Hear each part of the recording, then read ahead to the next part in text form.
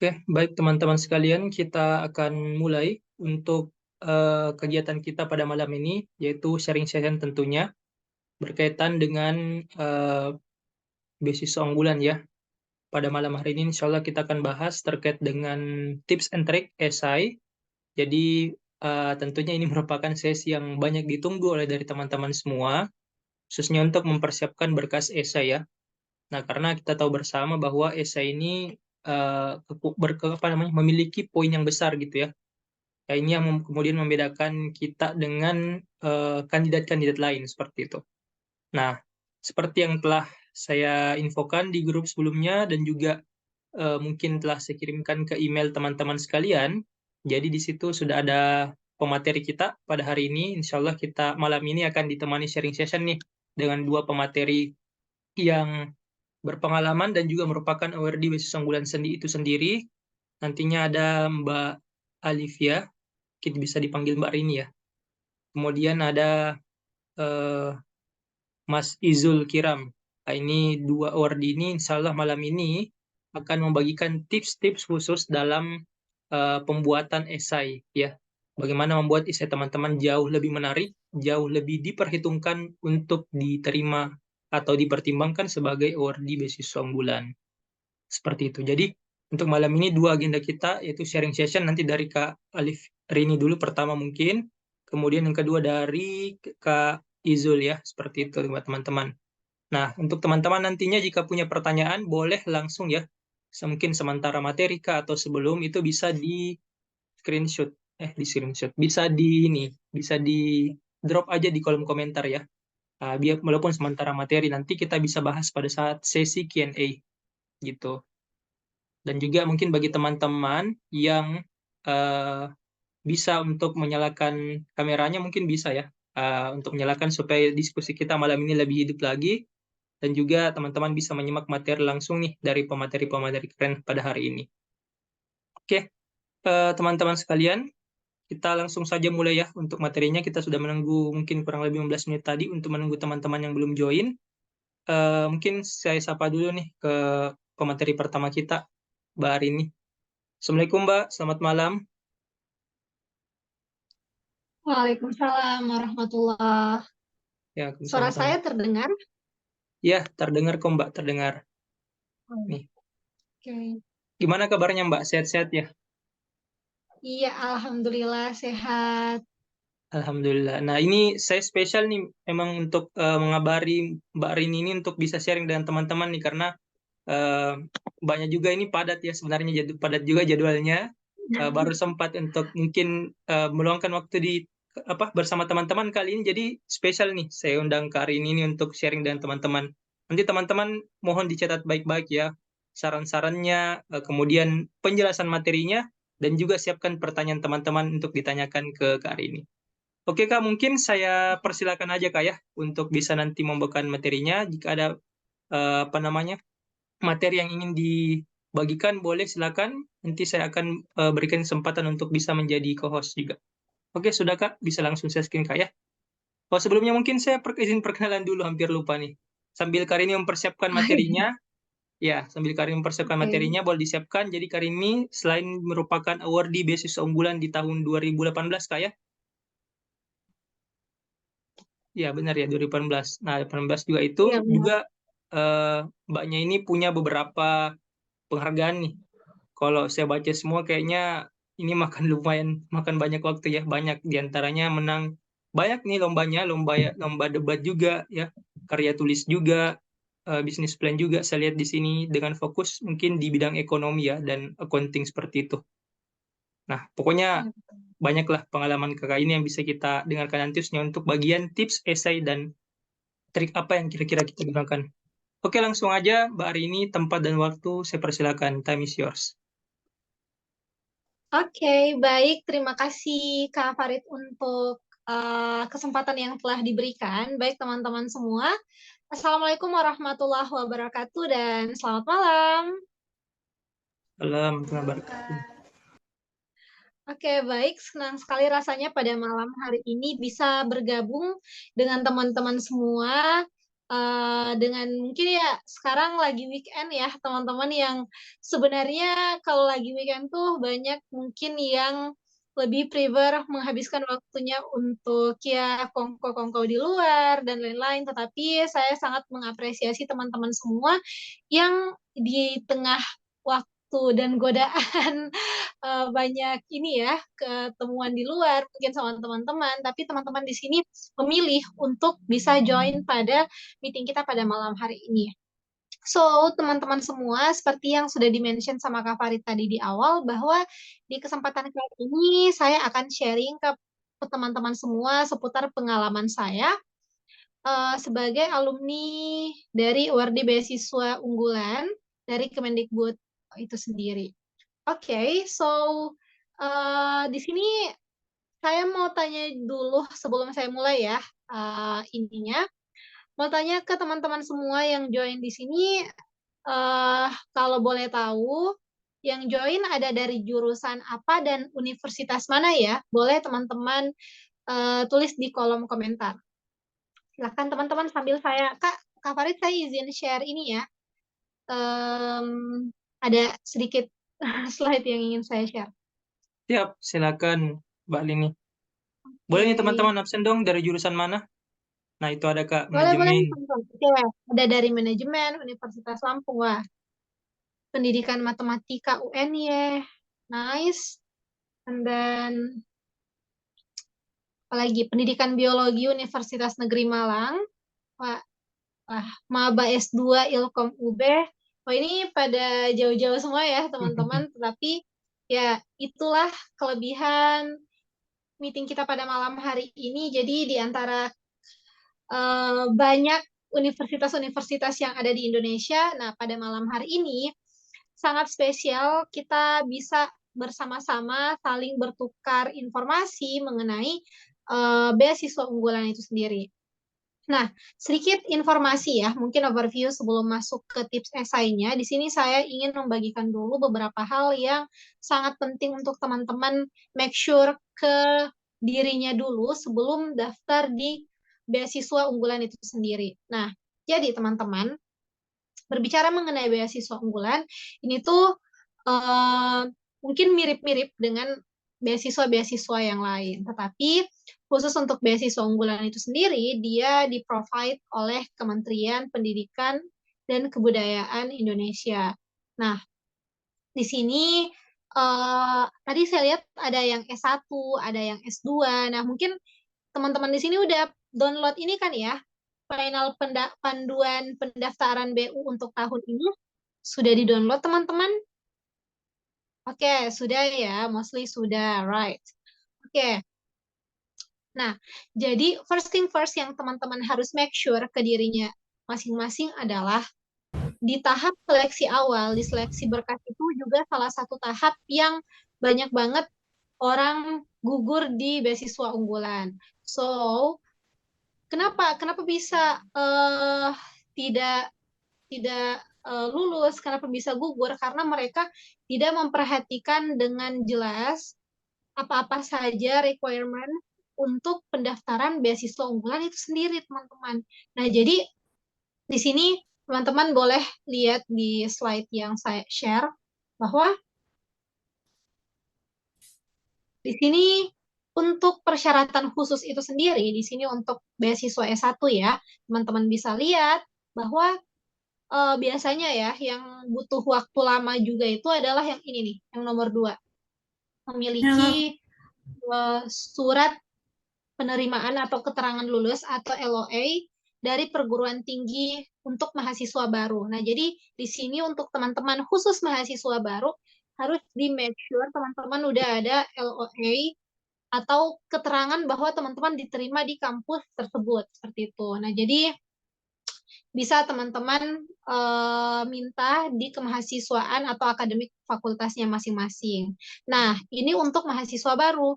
Dan juga selain itu untuk teman-teman yang sudah ada di semester 2 atau semester ya sudah ongoing lah ya, sudah masuk mahasiswa di universitasnya masing-masing, teman-teman bisa mengurus surat keterangan aktif kuliah minimal dari dekan fakultas perguruan tinggi. Nah, ini tuh juga bisa teman-teman urus masing-masing di fakultasnya. Seperti itu. Jadi, ini yang pertama yang teman-teman harus siapkan, ada LOA dan juga surat keterangan aktif kuliah. Nah, selain itu, teman-teman juga selanjutnya harus mempersiapkan ini nih yang akan kita bahas sama-sama, yaitu mengenai ada sertifikat kemampuan bahasa Indonesia. Nah, ini adalah salah satu requirements baru dari BU itu sendiri. Jadi harus ada sertifikat kemampuan bahasa Indonesianya ya, teman-teman. Dan juga yang harus diperhatikan lagi adalah sertifikat bahasa Inggris, sertifikat TOEFL dengan nilai minimum sekian-sekian yang teman-teman bisa akses di sini di panduan pendaftaran BU. Nah, sekarang kita akan melihat ke bagian esainya nih yang akan kita bahas pada malam hari ini, teman-teman.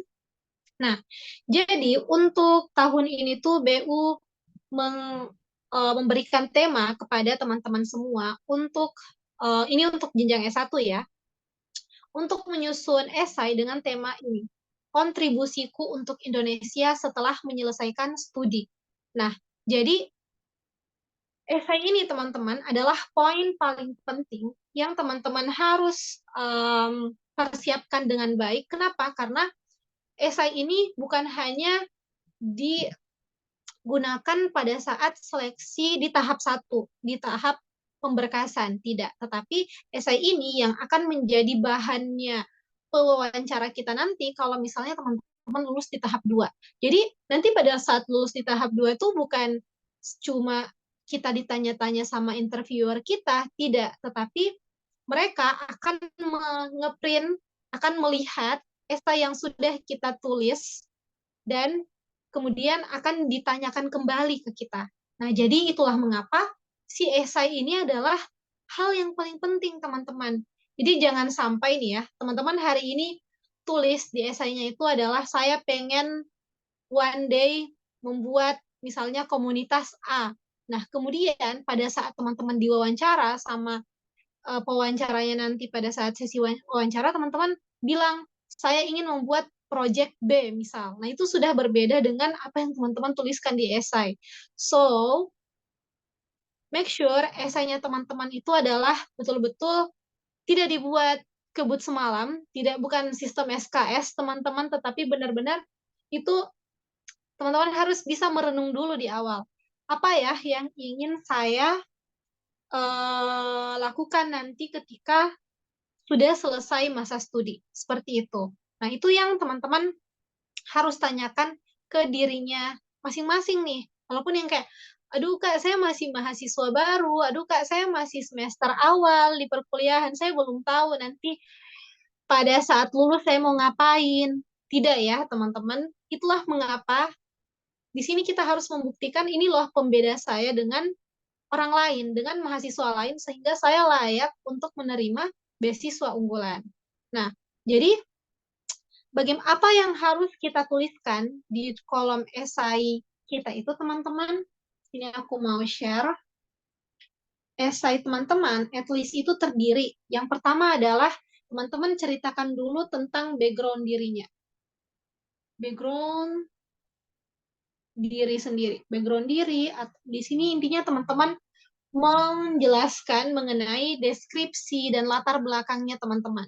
Seperti itu. Tapi gak usah diceritain mulai dari masa kanak-kanak sampai dewasa, sampai lulus SMA. Tidak ya teman-teman. Silahkan menceritakan saja background dirinya teman-teman secara umum. Nah, ini adalah yang pertama itu secara umum dulu. Jadi ya ini beda-beda juga sih ya teman-teman. Mungkin ada yang ingin menyusun dari khusus ke umum, ada yang umum ke khusus, itu juga boleh.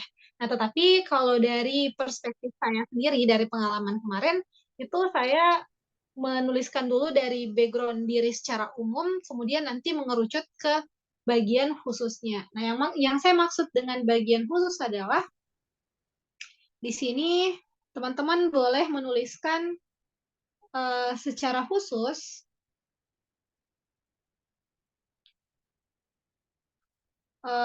salah satu titik ups and downs-nya teman-teman. Downs dulu ya. Biasanya orang menceritakan kayak hal yang cukup down dari dirinya. Kayak titik yang mungkin teman-teman pernah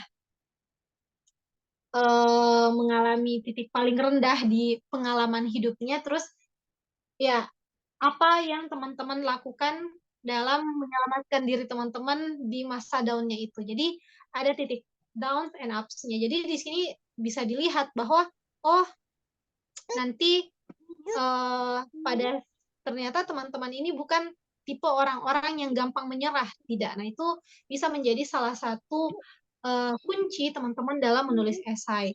Nah, setelah menceritakan background diri secara umum di awal dan juga sedikit secara detail, secara khusus di poin setelahnya, nah teman-teman boleh menuliskan apa saja pencapaian yang teman-teman pernah raih. Pencapaian yang teman raih, yang pernah diraih. Pernah diraih. Nah, pencapaian apa? Kalau misalnya di sini mungkin ada yang punya pencapaian banyak banget, ada segudang prestasi.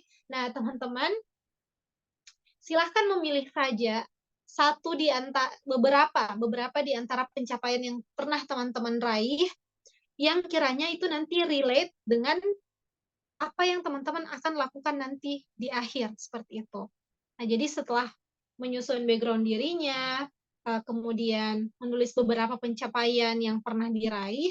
Nah, sekarang teman-teman bisa menceritakan kira-kira apa sih yang akan teman-teman lakukan selama proses kuliah seperti itu. Jadi selama kuliah teman-teman itu mau ngapain aja gitu. Jadi kayak si pihak Kemendikbud ini bisa tahu ini tuh saya biayain si A, saya biayain si B, itu dia bisa mempertanggungjawabkan dana yang saya kasih atau tidak kayak gitu. Jadi tuliskan rencana selama kuliah gitu. Jadi teman-teman silahkan menuliskan apa-apa saja sih rencana teman-teman yang ingin lakukan selama kuliah. Entahkah mungkin teman-teman ada selama kuliah ingin melakukan pengabdian kepada masyarakat, ada yang fokusnya ingin sambil kuliah juga membangun platform sharing seputar seputar ilmu di jurusannya atau ingin aktif di kepenulisan ilmiah dan seterusnya. Teman-teman boleh tuliskan semua di dalam esainya. Nah, terus at the end, nah teman-teman bisa menuliskan um, target target dari target setelah lulus kuliah. Setelah lulus kuliah. Nah, jadi dari akumulasi pencapaian teman-teman, akumulasi rencana mimpi teman-teman selama kuliah, itu bisa menjadi tools untuk make sure untuk memberikan kepercayaan kepada si pihak Kemendikbud bahwa dari semua kumpulan pencapaian saya, rencana saya yang sangat rigid dalam kuliah, saya insya Allah bisa mendapatkan target yang saya inginkan ini setelah lulus kuliah. Seperti itu. Nah, jadi itu yang teman-teman harus lakukan di awal. Nah, jadi kalau misalnya ini secara umum ya, di dalam esai ini setidaknya teman-teman memuat 4 poin ini. Background dirinya, kemudian pencapaian yang pernah diraih, rencana teman-teman selama di kuliah itu pengen ngapain. Kalau misalnya keterima BU, itu nanti duit dari BU-nya mau diapain aja, gitu kan ya. Dan yang terakhir ya yang paling utama adalah apa kontribusi teman-teman nanti pada saat sudah lulus kuliah seperti itu. Jadi ya ini yang harus teman-teman ketahui. Jadi dan yang paling penting itu juga adalah untuk mengetahui ini apa target kita setelah lulus kuliah ini adalah yang biasanya kalau dari diri saya pribadi ya, ini yang paling mengambil waktu yang sangat lama untuk saya.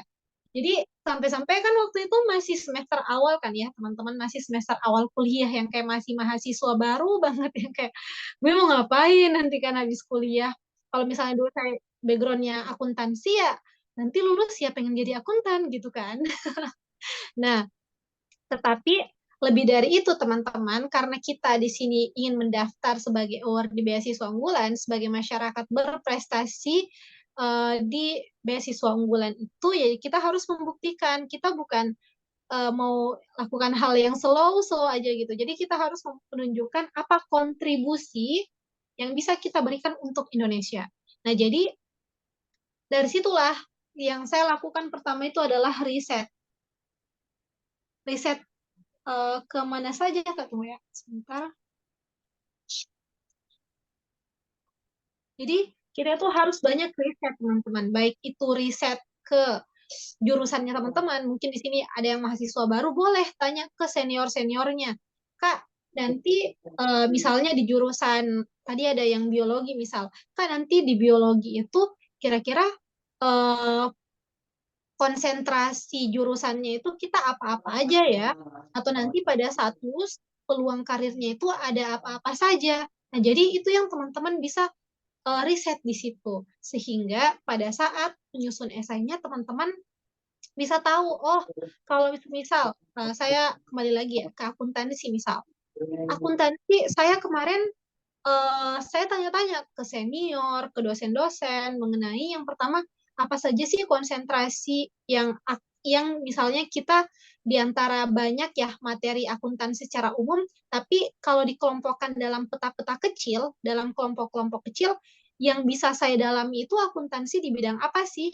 Nah, terus kemarin saya memilih untuk berbicara mengenai akuntansi lingkungan atau sustainable finance. Nah, sustainable finance itu ada hubungannya juga dengan SDGs ya, teman-teman. Jadi kalau bisa juga itu teman-teman bisa menuliskan kontribusi untuk Indonesia juga yang berhubungan dengan SDGs. Ini juga bisa teman-teman jadikan salah satu referensi ya. Jadi bisa dihubungkan dengan SDGs. Jadi kemarin saya akuntansi bisa ke akuntansi lingkungan. Jadi saya bahas. Jadi selama kuliah saya misalnya berencana untuk misalnya ikut dalam penelitian-penelitian finance sustainable finance itu sendiri, akuntansi lingkungan, dan mungkin ikut konferensi-konferensi di bidang itu. Nah, itu yang teman-teman bisa dalami di sana. Jadi kelihatan kita benar-benar serius ingin mencapai target yang kita sudah tuliskan setelah lulus kuliah nanti. Jadi lakukan riset ke mata kuliah. Jadi kayak kemarin itu saya sampai ini gunanya juga ya kalau misalnya kita melakukan riset itu sangat berguna nanti pada saat wawancara. Jadi nanti ditanya juga sama pewawancaranya eh jadi kalau kuliahnya, kalau misalnya mau ambil sustainable finance misalnya, fokusnya nanti pada saat lulus, mata kuliah apa saja yang bisa menunjang itu. Nah, teman-teman bisa menceritakan dengan ini mata kuliah yang di-provide oleh universitasnya dalam menunjang ininya teman-teman itu apa-apa saja. Jadi risetnya itu adalah mengenai mata kuliah apa saja dan juga kegiatan selama kuliah. Kegiatan selama kuliah yang bisa menunjang targetnya teman-teman ini. Jadi kayak tadi udah tahu kan ya, misalnya tadi saya mau ambil sustainable finance, jadinya boleh kegiatan selama kuliahnya itu saya hubungkan dengan yang bisa menunjang mimpi saya nantinya seperti itu. Jadi setelah forum ini teman-teman boleh banyak merenung dulu ya kan, merenung dulu kira-kira nanti kalau lulus saya pengen ngapain ya. Tapi kalau bingung, nah, teman-teman bisa lakukan riset, tanya ke senior, tanya ke dosen-dosennya, kira-kira peluang di bidangnya, di jurusannya teman-teman itu apa-apa saja, seperti itu. Oke? Nah, mungkin dari saya teman-teman secara umum itu yang bisa saya bahas ke teman-teman. Nanti secara spesifiknya, kalau ada hal yang ingin teman-teman tanyakan, boleh untuk ditanyakan, kita diskusikan nanti di sesi Q&A. Oh iya, sebelum saya tutup juga teman-teman, Di sini mungkin ini terlihat teknis ya. Untuk poin B itu ada kolom esainya paling sedikit 1.000 kata dan paling banyak 1.500 kata. Ini juga teman-teman harus manage dengan baik. Benar-benar harus terpenuhi ya teman-teman. Tidak boleh kurang dari 1.000 dan tidak boleh lebih dari 1.500. Oke? Jadi harus sesuai template lah ya teman-teman kalau nantinya teman-teman ingin menuliskan esainya seperti itu. Ya, baik teman-teman, mungkin itu dari saya dari segi konten dan juga teknis kepenulisan dan juga perhatikan EYD-nya atau ejaan aturan bahasa Indonesianya kalau teman-teman ingin menulis. Ya, mungkin itu dari saya teman-teman. Saya kembalikan ke moderator. Oke, baik. Terima kasih Mbak Arini atas materinya ya. Sudah digambarkan nih teman-teman untuk apa namanya? Kurang lebih mungkin kerangkanya ya. Kalau saya bilang kerangkanya, apalagi ini mungkin spesial nih dari Mbak Arini, kerangka award di tahun lalu ya yang udah lolos gitu. Jadi bisalah digunakan tips ini untuk menyusun juga, tapi sesuai tetap dengan background dari teman-teman sendiri seperti itu.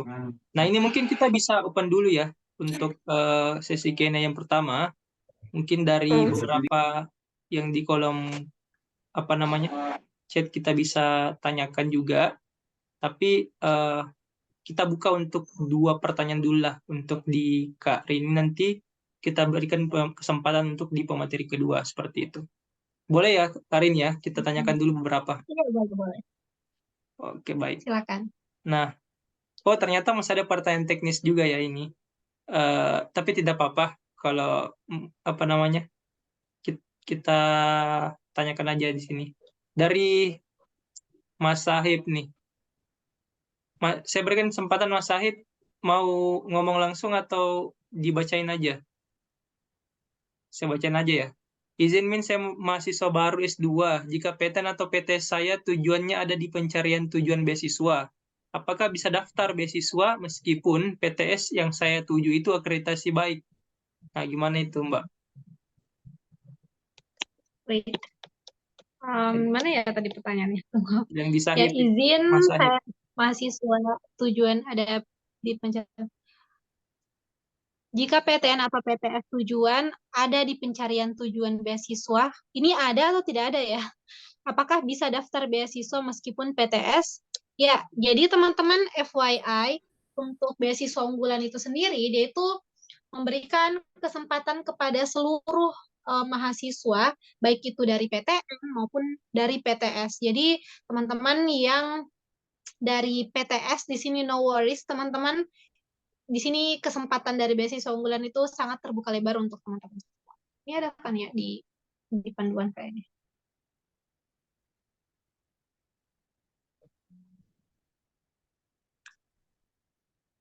Persyaratan umum, wait. Ya, di sini teman-teman boleh lihat di bagian poin E. Intinya teman-teman sudah uh, diterima di perguruan tinggi, baik itu ini dengan akreditasi paling rendah itu B. Jadi it's okay teman-teman, silahkan, karena di angkatan saya juga itu ada beberapa, bahkan sepertinya ada banyak ya, banyak mahasiswa yang award di beasiswa unggulan itu yang berasal dari universitas swasta. So it's okay. Oh iya.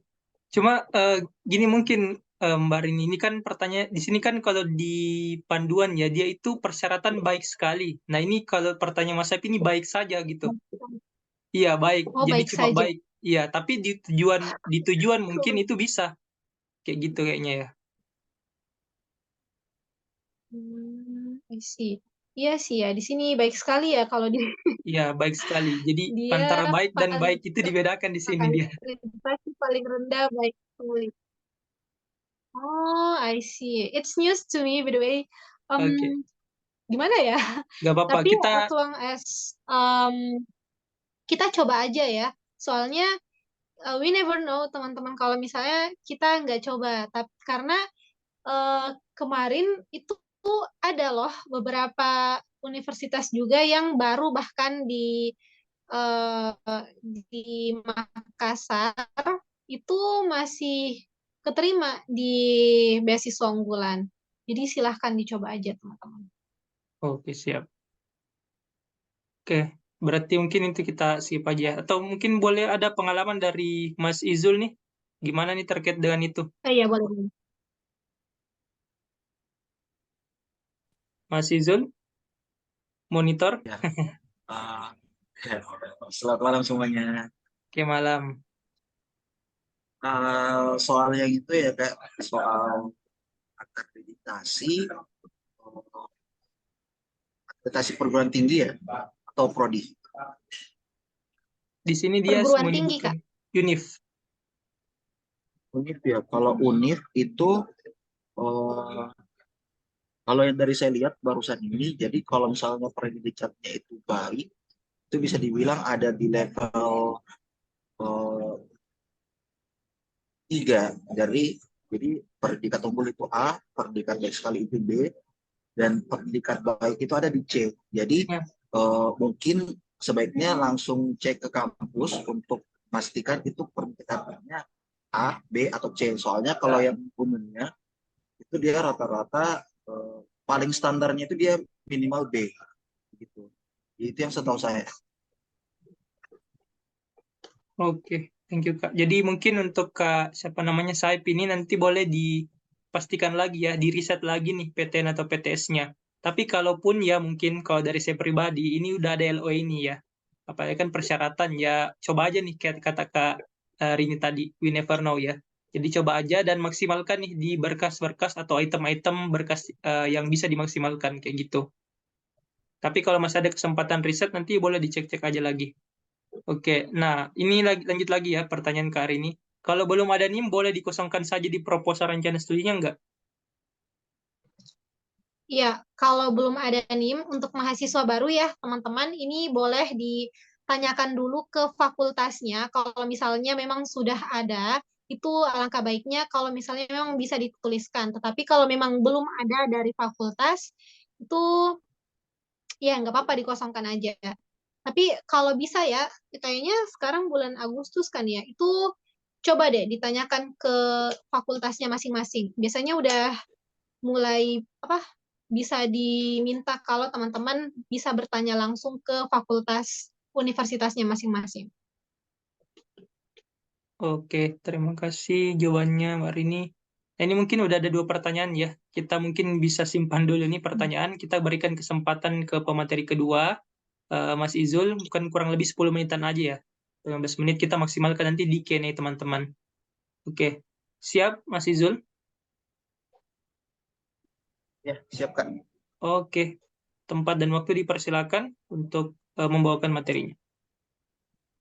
Assalamualaikum warahmatullahi wabarakatuh. Selamat malam teman-teman semua. Perkenalkan saya Izul Karam Suwardi.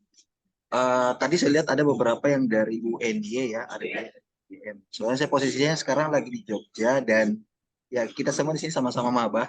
Saya juga maba di UNY untuk S2. Kemarin beasiswa unggulan saya itu yang S1.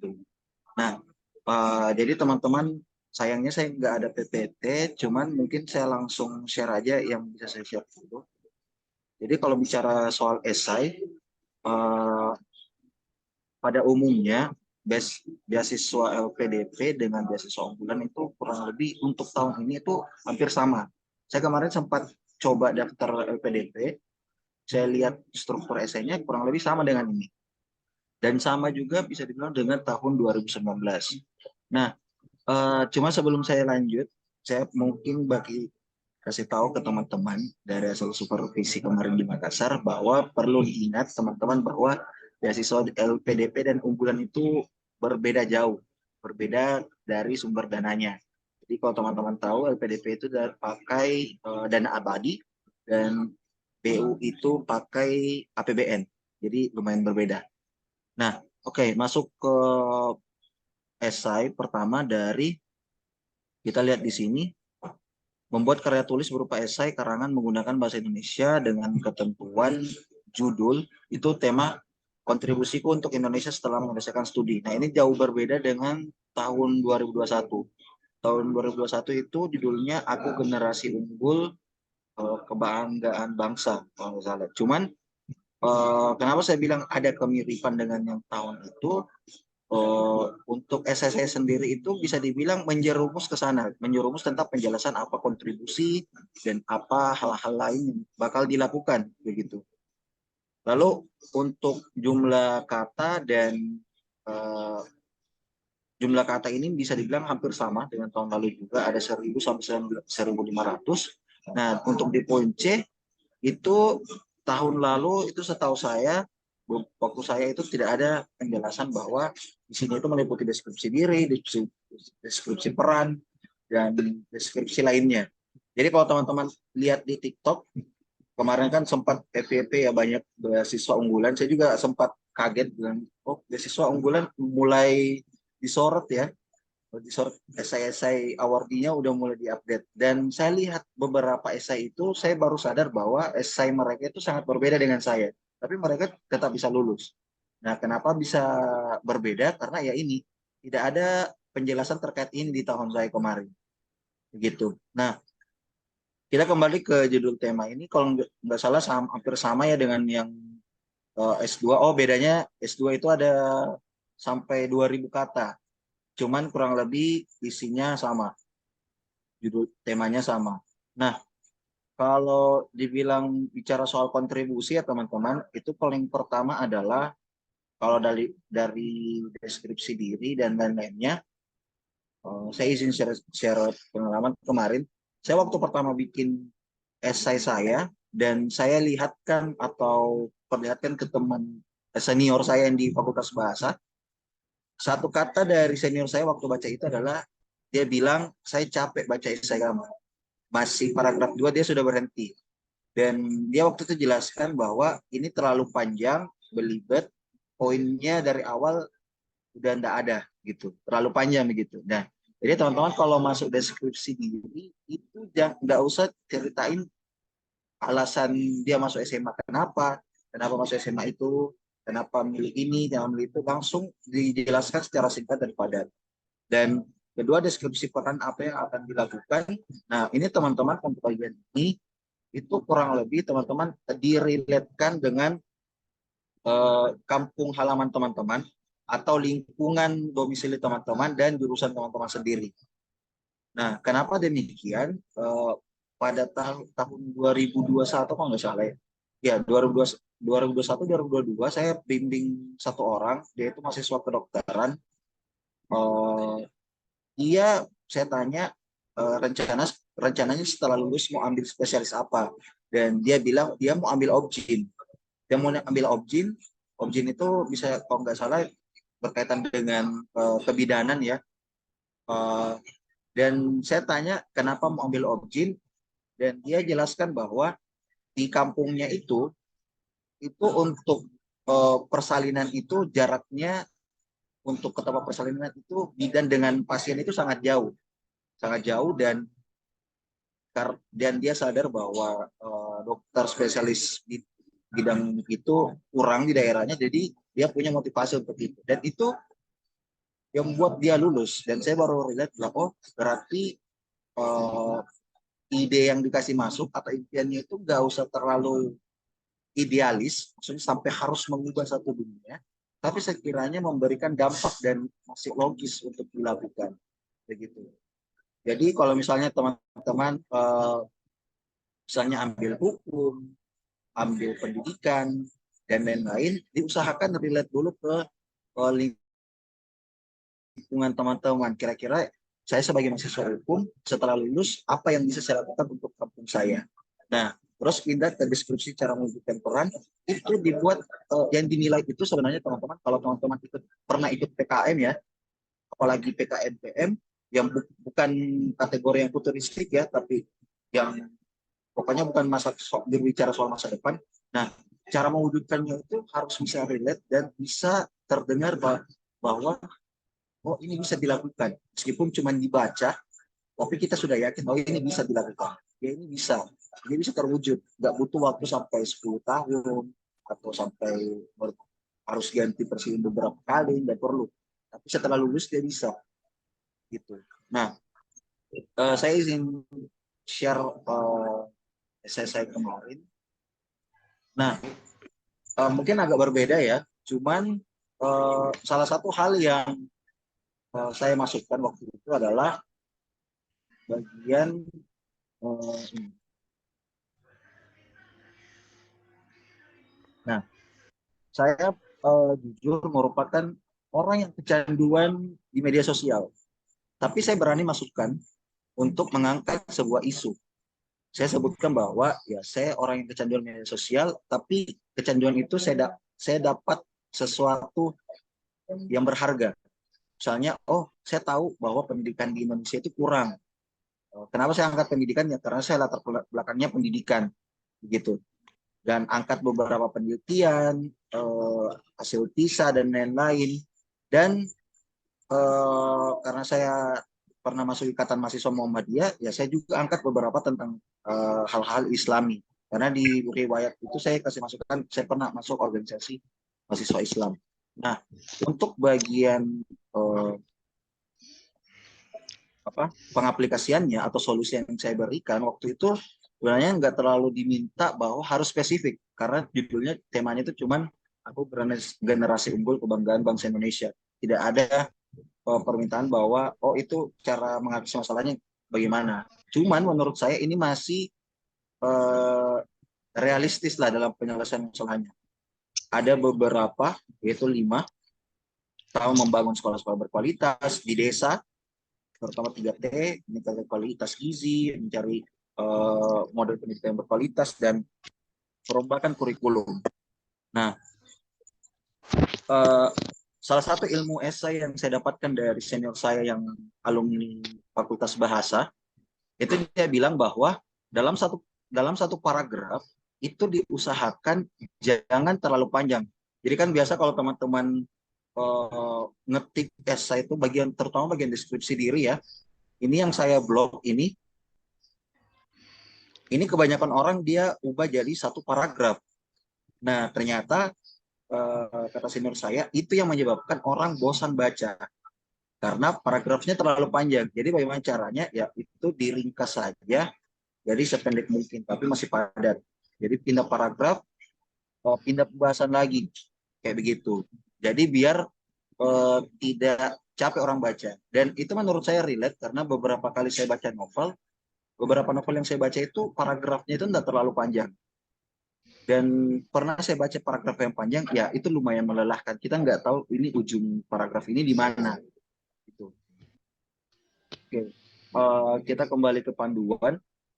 Nah, soal untuk S1 ya teman-teman, 1.000 kata dan sampai 1.500 kata itu sangat sedikit teman-teman.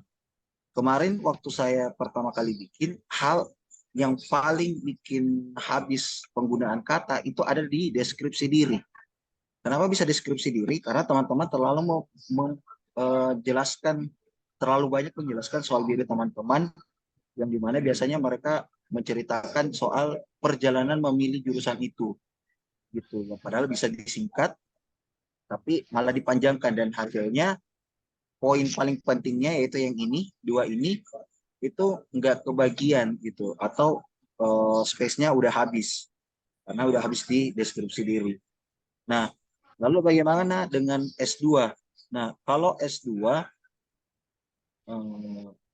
ini ya mungkin bakal lebih banyak membutuhkan space untuk menjelaskan 2 poin ini karena teman-teman setahu saya LPDP itu kan juga hampir sama ya dengan ini kalau yang model sekarang. Dan ya beberapa contoh esai yang saya lihat yang lolos LPDP itu bahkan untuk deskripsi diri itu saja itu cuma 2 paragraf sudah cukup, 2 paragraf versi pendeknya. Jadi mungkin 5 baris per paragraf, baru sudah itu langsung masuk ke bagian topik permasalahannya seperti itu. Nah, mungkin banyak teman-teman yang bingung kontribusi yang bisa saya bikin apa ya, kira-kira yang dilihat apa. Nah, teman-teman paling gampangnya adalah teman-teman harus lihat di sekitar dan sadar situasi nasional saat ini. Situasi nasional kalau di bidang pendidikan ya, pendidikan sekarang itu yang paling heboh masalah marketplace guru, masalah kekerasan seksual di sekolah dan lain-lain. Teman-teman tinggal harus relate hubungan atau masalah apa yang sedang terjadi, tapi itu relate dengan jurusan teman-teman. Karena sebenarnya adalah kita enggak, dalam esai itu jangan terlalu idealis, artinya jangan terlalu futuristik ide-idenya, tapi yang paling diutamakan adalah seberapa bisa ide-ide itu bisa dilaksanakan, terutama bagi teman-teman. Begitu. Mungkin itu sih Kak untuk saat ini. Kita bahas di Q&A ya. Oke, thank you untuk Mas Izul ya. Tadi juga membahas dari perspektif pendidikan dan juga langsung di-spill nih sedikit tentang esainya apa-apa yang kiranya menjadi penting untuk teman-teman ramu, untuk teman-teman formulakan di esai yang akan teman-teman buat. Oke. Nah, kita boleh lanjut ya segi pertanyaannya, nanti kita ke lebih Q&A aja. Jadi nanti dibahas nih sama dua pemateri kita, Mas Izul dan Mbak Rini. Oke, selanjutnya. Pertanyaan berikutnya dari Mbak Dian. Nah, apakah ini berarti untuk S2 ya? Apakah di esai itu harus dijelaskan terkait tesis penelitian yang ingin kita lakukan? Atau di proposal studi aja dijelaskannya? Oke, gimana tuh Izul? Boleh dijawab nih. Ya,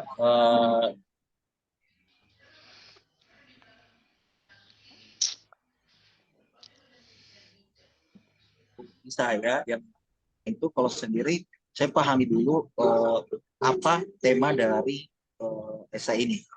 Kalau kita lihat dari tema itu sebenarnya nggak ada penjelasan bahwa harus masuk tesis. Di bagian deskripsi atau penjelasan tentang apa-apa saja yang akan dimasukkan itu tidak ada penjelasan bahwa itu harus tesis, tapi lebih kepada eh, apa yang akan kita lakukan setelah kita lulus begitu. Jadi sepanjang kamu setelah lulus mau ngapain gitu.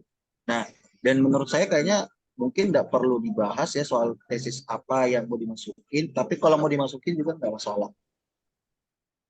Mungkin mau disinggung sedikit, bilang bahwa itulah juga menjadi alasan saya untuk mengambil hal ini sebagai judul tesis saya seperti itu.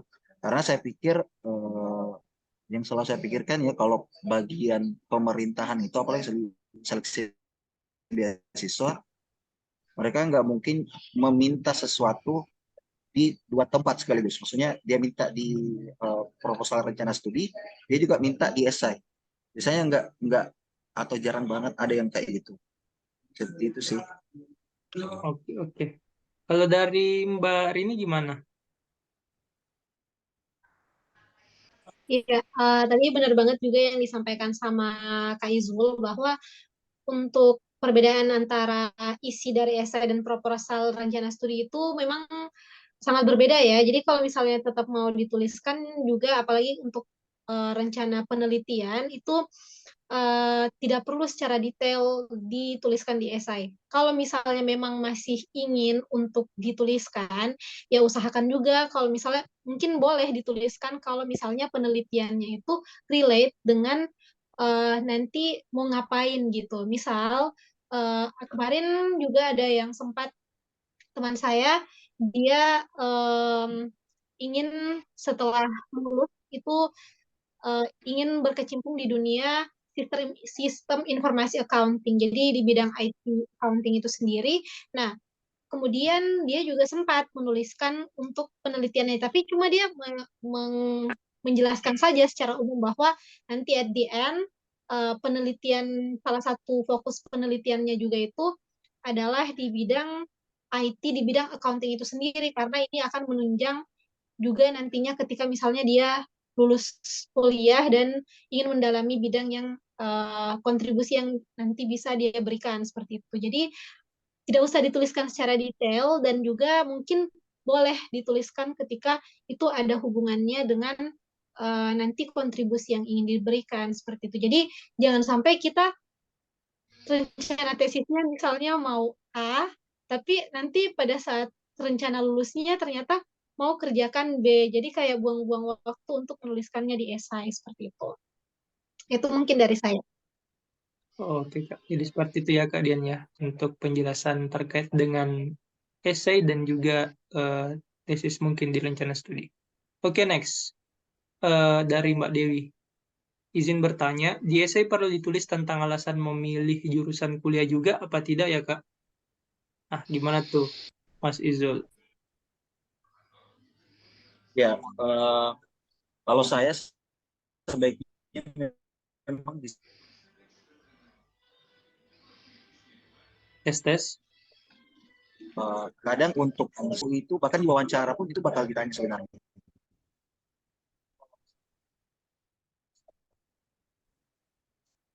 Jadi kalau misalnya teman-teman singgung itu bakal jadi nilai plus, tapi ketikungannya dengan aktivitas yang bakal setelah lulus. Karena misalnya teman-teman misalnya let's say kimia gitu, kimia tapi teman-teman malah pengambilannya bukan hal-hal yang berkaitan dengan itu.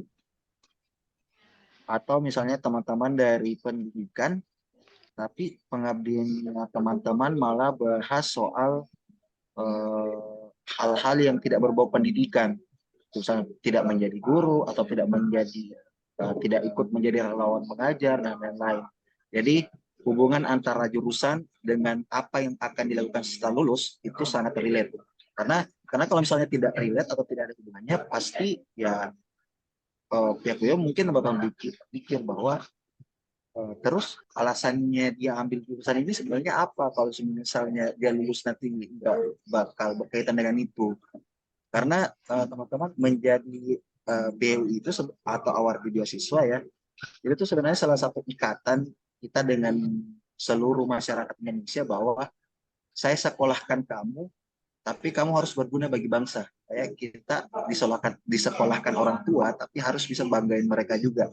Gitu. Jadi kita, kalau saya sendiri bahasa lainnya tuh kayak kita ini disponsori sama seluruh rakyat Indonesia. Jadi kita harus bisa memberikan sesuatu yang positif sama seluruh rakyat Indonesia karena mereka yang punya uang gitu.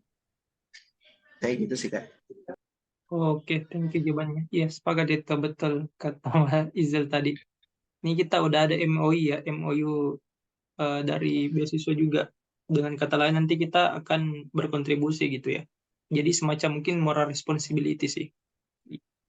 Oke, kita lanjut ya. Apakah beasiswa BU ini tidak bisa untuk ASN guru? Nah, coba dari Kak Rini jawabnya ya, mungkin. Gimana tuh, Kak? Oke, jadi secara teknis itu sendiri, saya juga masih kurang informasi ya mengenai apakah ini memang ada atau tidak untuk ASN guru itu sendiri. Sepertinya ada ya di bagian em,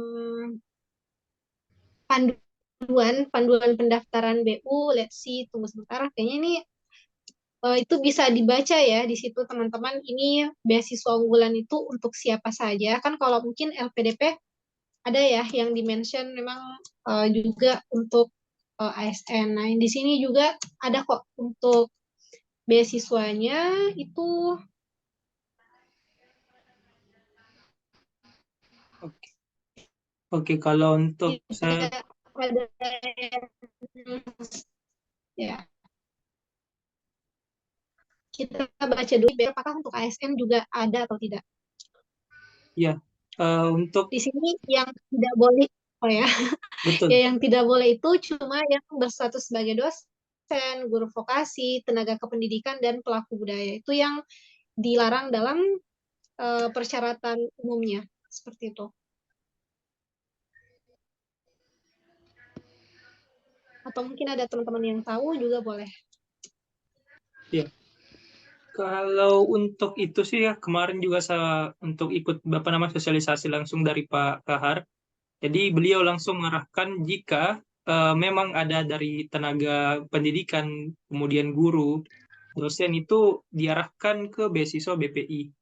Nah, itu arahnya lebih proper ke sana ya, proper. Nah, sebenarnya untuk ini memang lebih ke BPI ya, lebih ke BPI. Kalau ini kan masyarakat berprestasi, makanya di frequently asked question-nya juga itu bisa teman-teman cek di lamannya itu kelihatan tuh di situ bahwa untuk guru meskipun tidak tertulis keseluruhan guru ya di situ guru vokasi tertulis tapi esensinya sebenarnya itu diarahkan. Ini dari sosialisasi yang saya ikuti seperti itu, dikatakan bahwa diarahkan ke beasiswa BPI.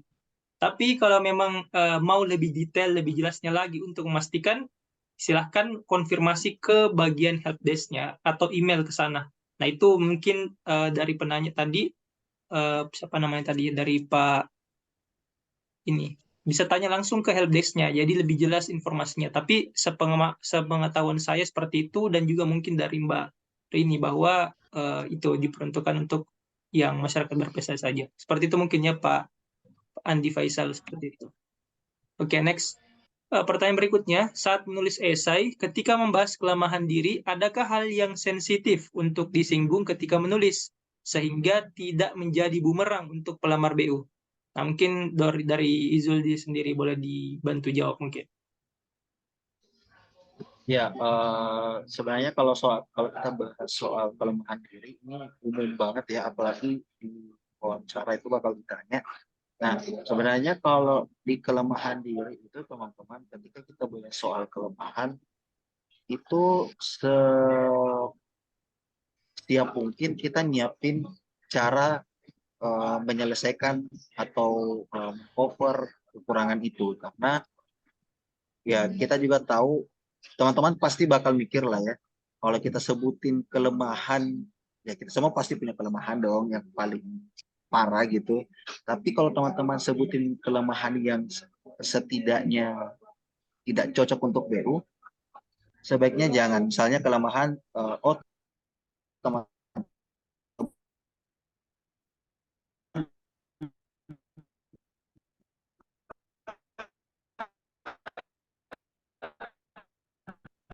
suka milih-milih juga, harus disaring dulu. Oh, kelemahan ini boleh dikasih masuk, nggak terlalu berpengaruh. Misalnya nggak terlalu berpengaruh itu misalnya, oh saya kalau dalam mengerjakan sesuatu itu selalu terlalu fokus sehingga waktu yang dibutuhkan dalam pengerjaan itu lama. Cara atasinya bagaimana? Oh, saya biasanya pasang timer atau meminta teman mengingatkan gitu. Jadi apakah berpengaruh atau tidak? Iya, berpengaruh. Tapi biar tidak terlalu berdampak negatif, teman-teman harus pilih kelemahan yang mana mau dimasukkan dan apa cara cara membackup kelemahan itu. Tapi teman-teman ingat, jangan sampai teman-teman nulis kelebihannya banyak, misalnya ada 5 kelebihan, tapi teman-teman cuma spill 1 kelemahan doang. Nah, itu rasa-rasanya nggak seimbang gitu. Jadi kalau bisa diseimbangkan, ya bisalah kayak 3 kelebihan, 2 kelemahan, seperti itu. Itu sih Kak. Oke. Kalau dari Mbak Rini, gimana nih pandangannya soal pertanyaan ini? Ya, mungkin kurang lebih sama ya sama Kak Izul tadi bahwa eh, untuk menuliskan kelemahan diri dalam esai itu bisa menjadi bumerang untuk kita, tetapi juga sekaligus bisa menjadi poin plus untuk kita kalau misalnya kita bisa mendeliver itu dengan baik. Nah, bagaimana caranya? Tadi sudah disampaikan sama Kak Izul bahwa kalau misalnya teman-teman ada kelemahan, itu walaupun ya nanti juga at the end pas wawancara bakal ditanya kok teman-teman kelemahannya apa kayak gitu kan. Tapi sebisa mungkin kalau teman-teman menceritakan tentang kelemahannya seperti yang aku mention tadi, itu teman-teman boleh untuk menuliskan juga apa hal yang teman-teman lakukan untuk mengatasi kelemahannya itu. Semisal teman-teman sulit untuk melakukan manajemen waktu, tetapi karena kelemahannya itu apa yang teman-teman lakukan seperti itu. Misalnya mungkin mulai belajar untuk membuat notes dan lain-lain dan seterusnya seperti itu. Nah, jadi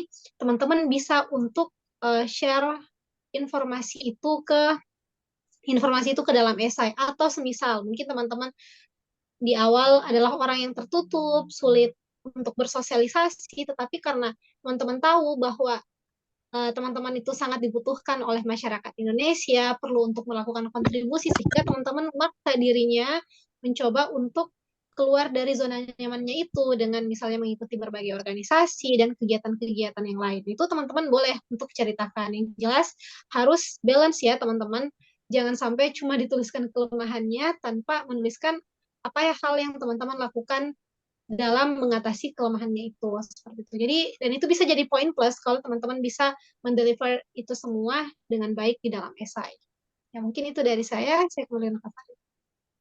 Oke, saya rasa jelas ya jawaban dari pertanyaan ini untuk masalah kelemahan ya.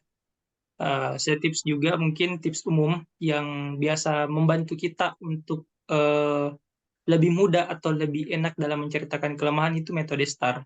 Ya, silakan searching lebih jauh lebih singkat tentang metode STAR itu. Nah, tapi catatan juga bahwa metode STAR ini tidak harus selalu berurutan atau ordinal. Dia tidak bersifat ordinal, tapi esensinya adalah dia apa namanya, aksi reaksi gitu. Jadi ketika apa case permasalahan kita, kita jawab juga untuk reaksi kita seperti apa atau bagaimana untuk overcome itu. Oke. Next, pertanyaan dari Mbak Miral Imelda. Apakah mahasiswa baru seperti saya S2 namun intake perkuliahan masih September tetap meminta surat keterangan aktif atau boleh hanya LOI saja? Nah, gimana nih, Zul? Iya, soalnya saya kemarin sudah bikin akun ya. Oke. Ya, tanggal 4 itu saya sudah bikin akun, sudah upload beberapa berkas, dan ini sempat ada yang tanya, banyak sekali yang tanya Iya. soal ini. Dan ya, itu di kolomnya itu teman-teman, itu nggak ada. Jadi kita pilih dulu kita mahasiswa baru atau ongoing. Ya, kita kategorinya masih mahasiswa baru ya. Dan yang diupload memang LOA. LOA yang bakal diupload tidak ada tulisan bahwa ada surat rekomendasi, surat keterangan aktif kuliah, dan lain-lain. Karena di surat keterangan aktif kuliah juga yang formatnya itu, ya itu sudah ditulis bahwa mahasiswa ini telah berkuliah sejak tahun ajaran ini. Kan mungkin nggak make sense ya kalau kita baru mulai di tahun 2023-2024, tapi dibilang ongoing sejak tahun itu. Jadi mungkin lebih cocok tetap LOA. Jadi LOA-nya itu yang dipakai, bukan surat keterangan aktif. Surat keterangan aktif itu khusus untuk ongoing kok. Oke, Seperti itu, Kak. jelas ya. Untuk apa namanya pertanyaan itu, kita lanjut nih pertanyaan berikutnya. Oh, ini juga sebenarnya sudah dibahas banyak berulang kali ini. Untuk sertifikat tujuan S2 dalam negeri, apakah TOEFL-nya wajib? Kak, ini gimana Isel? Jawab aja langsung ya, singkat.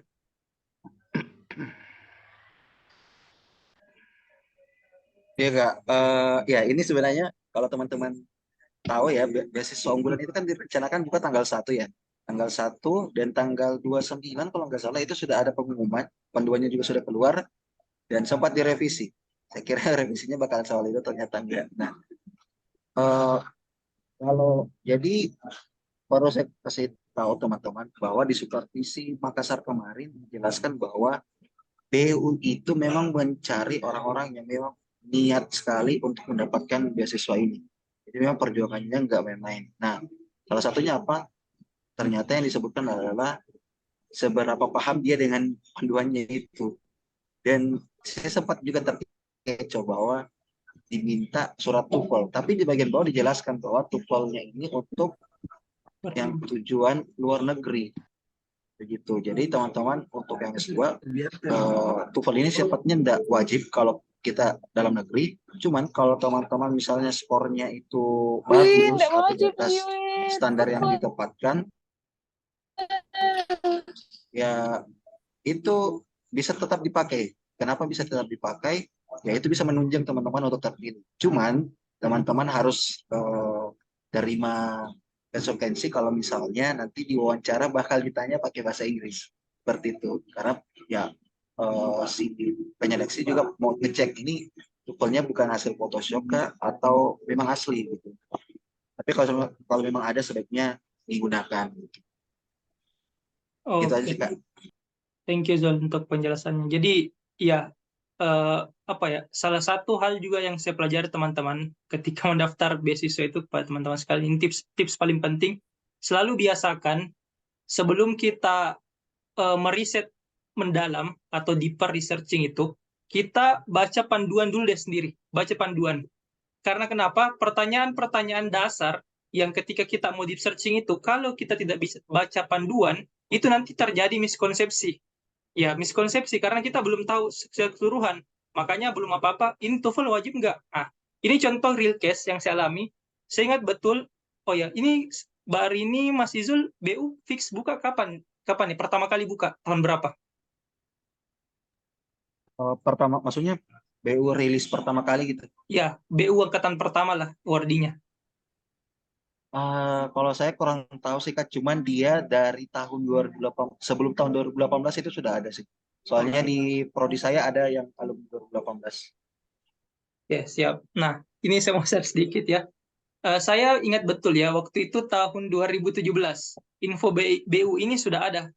Nah, di situ dibilang juga ada syarat, saya ingin daftar, tapi saya melihat di situ ada diutamakan LOA. Nah, itu masih bahasa diutamakan. Nah, saya berpikir, oh, berarti TOEFL harus ada nih. Sementara saya belum ada waktu yang cukup untuk melakukan tes TOEFL. Nah, akhirnya saya skip. Masuklah saya di semester 4. Nah, tapi kemudian ketika itu muncul lagi di info BU.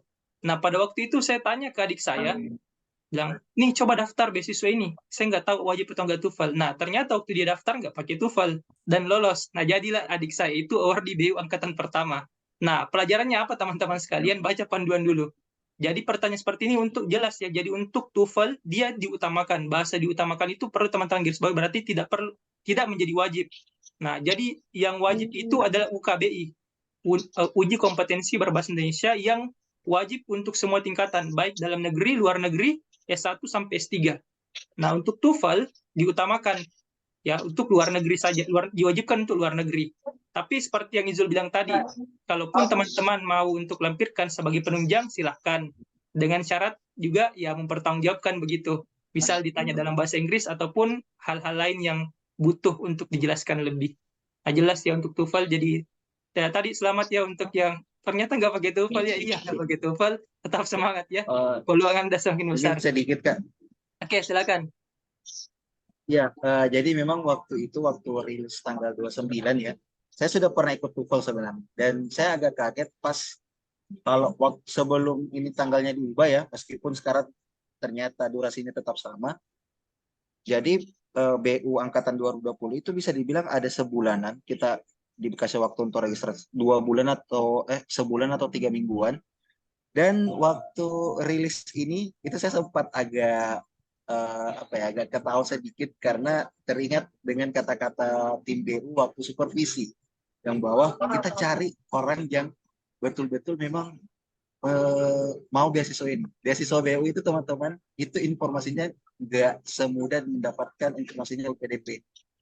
Cuman di beberapa medsos dan ya kalau teman-teman analisis soal lama durasi pembukaan waktu dengan kapan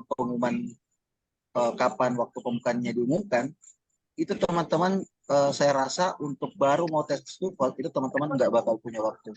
Sepengalaman saya untuk tes TOEFL itu itu harus minimal pendaftar seminggu sebelum ujian dan sertifikatnya baru tiba 2 minggu setelah ujian. Nah, jadwal BU ini cuma 2 minggu teman-teman, jadi nggak bakal kesampaian gitu kalau misalnya mau mendaftar. Dan mungkin sekalian yang UKBI aja sih Kak, boleh Kak? Yang UKBI. Nah, UKBI itu teman-teman ada 3 paket. Paket 1, paket 2, paket 3. Dia itu mirip seperti, paket 1 itu mirip seperti TOEFL ITP. Paket 3 itu mirip dengan IELTS dan IBT. Ada tes bahasa, ada tes menulis, dan ya tes bahasa dan menulis. Oh, dan tes bicara. Sorry, menulis dan berbicara. Dan ternyata teman-teman, hasil saya diskusi dengan teman-teman yang lain bahwa oh kalau kita mau daftar BU pilih paket 1 saja karena pilih paket 1 saja karena hasilnya langsung keluar. Kenapa nggak paket 2? Paket 2 itu teman-teman waktu keluarnya itu 10 hari kerja. 10 hari kerja tuh Sabtu Minggu nggak dihitung gitu. Jadi hitungannya bakal mepet banget gitu. Jadi ini betul-betul apa yang dikatakan pihak BU waktu supervisi di Makassar itu benar-benar kejadian gitu. Bahwa ya mereka cari yang betul-betul niat dan seberapa berkompetensi mereka dalam menganalisis sebuah kalimat begitu. Ini sih Kak. Oke. Itu jelas ya teman-teman untuk TOEFL dan UKBI. Next, selanjutnya mungkin nanti dijawab sama Mbak Rini. Untuk pertanyaan, proposal rencana studi juga diperlukan untuk mahasiswa ongoing nggak, Kak? Langsung aja Mbak, dijawab.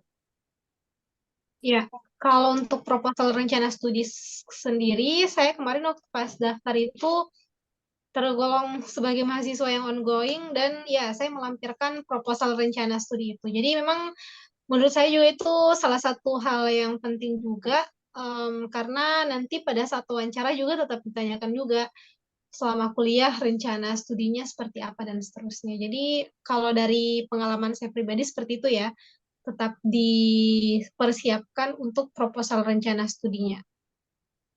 Oke sih. Nah, selanjutnya ini pertanyaan. Kalau oh ya sudah ya. Kalau sertifikat Basnas tadi jelas ya UKBI ya teman-teman. Silakan diakses untuk linknya ukbi.kemdikbud.go.id. Kemudian pilih paket 1, harganya kalau nggak salah 100.000 ya. Itu. Ini juga info dari terakhir sosialisasi pakar sendiri, langsung beliau sebutin tuh paketnya dengan harganya ya. Jadi silakan teman-teman pilih itu, nggak usah tanya lagi apa paket 2, paket 3, apa bedanya, langsung aja pilih paket itu. Deadline ini sekarang sudah tanggal 5 ya, sudah berjalan, silakan teman-teman segera untuk melakukan daftar. Tapi teman-teman tolong diingat, sebelum tes itu jangan kalau kalian belum ada bayangan, please lakukan simulasi ya, supaya teman-teman ada bayangan. Tidak begitu ya, tidak ada pengetahuan awal lah, langsung tes-tes aja kayak gitu ya. Nah, yang kedua, ini yang banyak saya dapatkan ya dari teman-teman. Oke, dia sudah simulasi, sudah tahu soalnya, sayangnya pada saat tes terjadi banyak kendala-kendala. Kenapa? Kendala teknis. PC-nya bermasalah, jaringan tidak bagus. Nah, itu berpengaruh. Apalagi ketika yang soalnya itu berupa menyimak atau listening ya, mendengar. Nah, itu kan pasti suaranya terpotong gitu ya. Jadi tolong nanti dipastikan selain daripada persiapan secara pengetahuan juga teknisnya ya teman-teman ya. Di ini kan. Nah, oke. Next. Berikutnya pertanyaannya. SIBU juga tetap mencantumkan alasan memilih jurusan kakak seperti di beasiswa LPDP untuk mabes 2. Ini sudah sempat disinggung sedikit tadi sama Izul. Boleh langsung Izul dijawab lagi? Iya, Kak. Jadi itu memang kalau khusus S2 ya ada perbedaan sedikit. Cuman saya based on LPDP kemarin waktu saya coba. Jadi teman-teman saya kemarin nggak ikut LPDP karena memang ada kendala di surat rekomendasi. Nah, eh, untuk di bagian di apa tadi Kak? Proposalnya ya? Proposal. Dibahas di esainya ya? Iya. Oh, proposal. Sorry Kak, bisa diulangi tuh pertanyaannya? SIBU juga tetap mencantumkan alasan memilih jurusan kakak seperti di beasiswa LPDP. Maksudnya di esainya itu kita Iya. spill lagi nih alasan memilih jurusan. Oke, ya, jadi mau S1, S2, atau S3, mencantumkan alasan memilih program itu sangat penting karena biar tim seleksi tahu bahwa mereka memilih jurusan ini karena mereka mau melakukan ini pasca penyelesaian studi. Dan saya rasa ini menjadi hal penting dan cukup berharga. Dan ini juga menjadi penilaian bahwa dari tim seleksi kalau anak ini pilih jurusan ini karena sudah terencana. Jadi dia ambil jurusan ini bukan karena ikut teman atau lagi viral di TikTok atau bukan hanya sekedar gajinya lagi tinggi atau lokernya sekarang lagi banyak gitu. Jadi semisal teman-teman mungkin ambil teknik informasi dan matematika atau teknik informatika lah ya. Karena mungkin teman-teman, saya mau jadi data analis gitu. Saya mau bisa UI UX. Karena kenapa? Karena mau dapat gaji yang tinggi. Nah, usahakan itu agak diubah dulu tujuannya ya, dikemas dulu bahwa saya mau jadi UI UX karena sekarang lebih simple kalau aplikasi-aplikasi pemerintahan itu beralih ke digital. Tapi sekarang sayangnya model aplikasi digital pemerintahan itu masih model Majapahit gitu, masih zaman Majapahit, perlu diperbagus begitu. Nah, mungkin bisa ke arah seperti itu yang lebih bermanfaat untuk bangsa, yaitu jadi memasukkan alasan memilih jurusan di esai itu sangat penting, asalkan itu relate dengan apa yang ingin dilakukan pasca studi. Begitu sih Kak. Oke, baik. Kita lanjut, nanti dijawab sama Kak Rini untuk berikutnya. Kak, persyaratan nomor 8. Apakah judul topik yang ditulis cuman topik atau kita menjelaskan?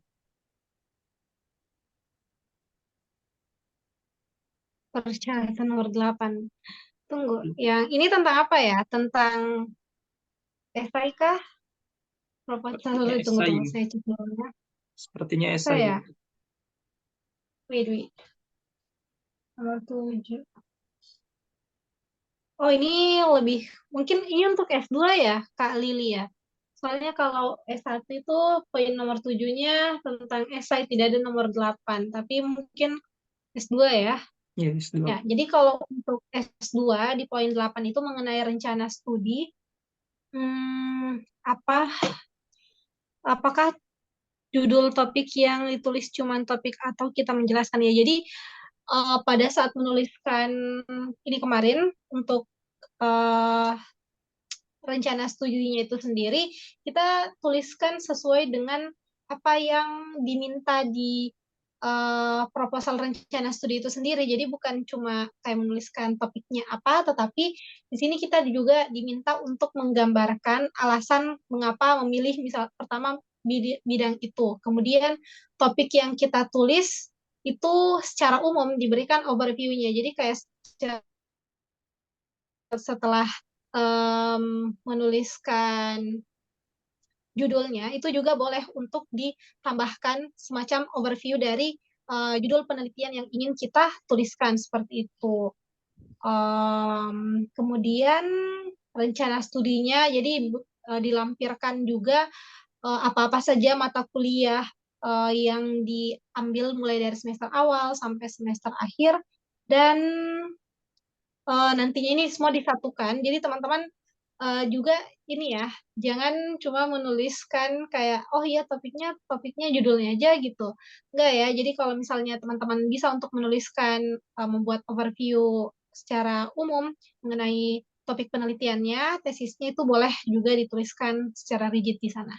Tapi nggak usah dituliskan semuanya gitu. Oke, itu dari saya. Oke. Next, ini mungkin pertanyaan terakhir ya dari Mbak Dea. Mbak Dea boleh deh langsung aja tanya ya. Boleh apa namanya? Open mic aja nih. Kita mau dengar nih suara dari teman-teman, semangatnya masih kuat nggak ini? Mbak Dea boleh monitor? Hadir kah? Oh, lagi nggak bisa open mic. Oke, nanti saya open mic kalau gitu. Saya bacain lagi. Saya mau tanya terkait proposal rencana studi. Apakah yang ditulis rencana tugas akhir atau rencana pasca studi? Saya tadi lihat contoh proposal rencana studi dan ada perbedaan ini di masing-masing proposal. Oke, gimana tuh Zul?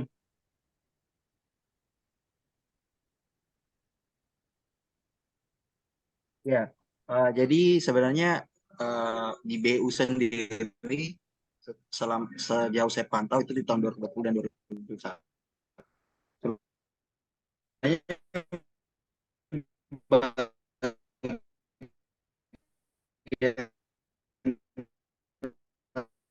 Rencana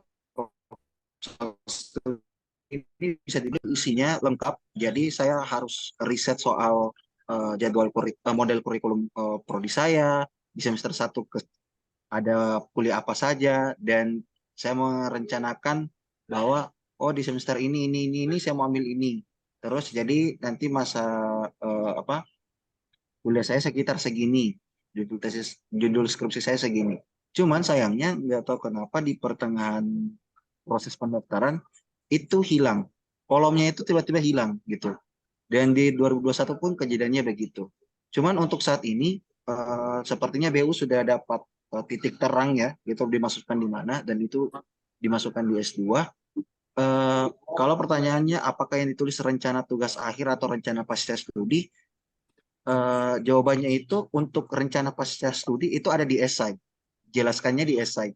Nah, terus di proposal rencana studi itu apa? Nah, proposal rencana studi itu seperti namanya, rencana studi dari semester 1 sampai semester 4 atau sampai semester 8 itu kira-kira plannya bagaimana. Jadi BU minta kita sudah susun plan sedemikian rupa, setata mungkin, dan itu dijelaskan dalam proposal rencana studi. Misalnya seperti oh di semester 1 saya mau ambil SKS sebanyak ini sampai semester ini. Oh saya mau mulai tesis di semester ini. Misalnya kalau S2 mungkin kebanyakan ya S2 yang saya lihat senior-senior saya eh, tesisnya mulai di semester 3 gitu. Mulai semester 3 atau bahkan sudah mulai nyusun tesis di semester 2. Nah, terus dilanjut lagi kalau kita lihat di sini tadi susunannya sudah agak rapi ya, sudah mulai jelas di boleh saya share screen Kak. Oke, silakan. Jadi kalau kita lihat di sini memiliki rencana studi yang berikut. Pertama, alasan bidang atau prodi. Jadi teman-teman tinggal jelasin bahwa kenapa prodi ini, kenapa harus ini, dan urgensinya apa buat teman-teman dan untuk masyarakat sekitar gitu. Terus topik yang akan ditulis dalam tesis, ya menyambung jawaban Kak Alifia tadi, topiknya itu kalau saya ya, pemahaman saya, kita menjelaskan seperti kita waktu mengajukan judul skripsi. Kan dosen-dosen pasti nanya, kenapa pakai ini? Pentingnya penelitian kamu apa? Kenapa kamu harus meneliti soal ini di saat sekarang? Seberapa gampang atau seberapa yakin kamu bisa menyelesaikan penelitian ini atau seberapa manfaat penelitian ini bagi orang luas atau kampus kayak gitu. Seperti itu. Jadi bisa dijelaskan secara singkat saja, nggak usah panjang lebar atau berlibat, tapi singkat, padat, dan jelas. Nah, untuk bagian rencana studi dari awal semester hingga selesai, seperti saya bilang tadi, jadi susunan di semester 1 mau ambil eh, mata kuliah apa, listnya, terus mau ambil tesis rencananya ambil tesis di kapan, dan lain sebagainya. Dan ini membuat kita wajib melihat panduan akademik setiap jurusan. Dan itu sangat bermanfaat. Waktu saya S1 susun itu saya betul-betul tahu bahwa oh di prodi saya mata kuliahnya ini, oh untuk bisa lulus tepat waktu itu saya harus ambil ini.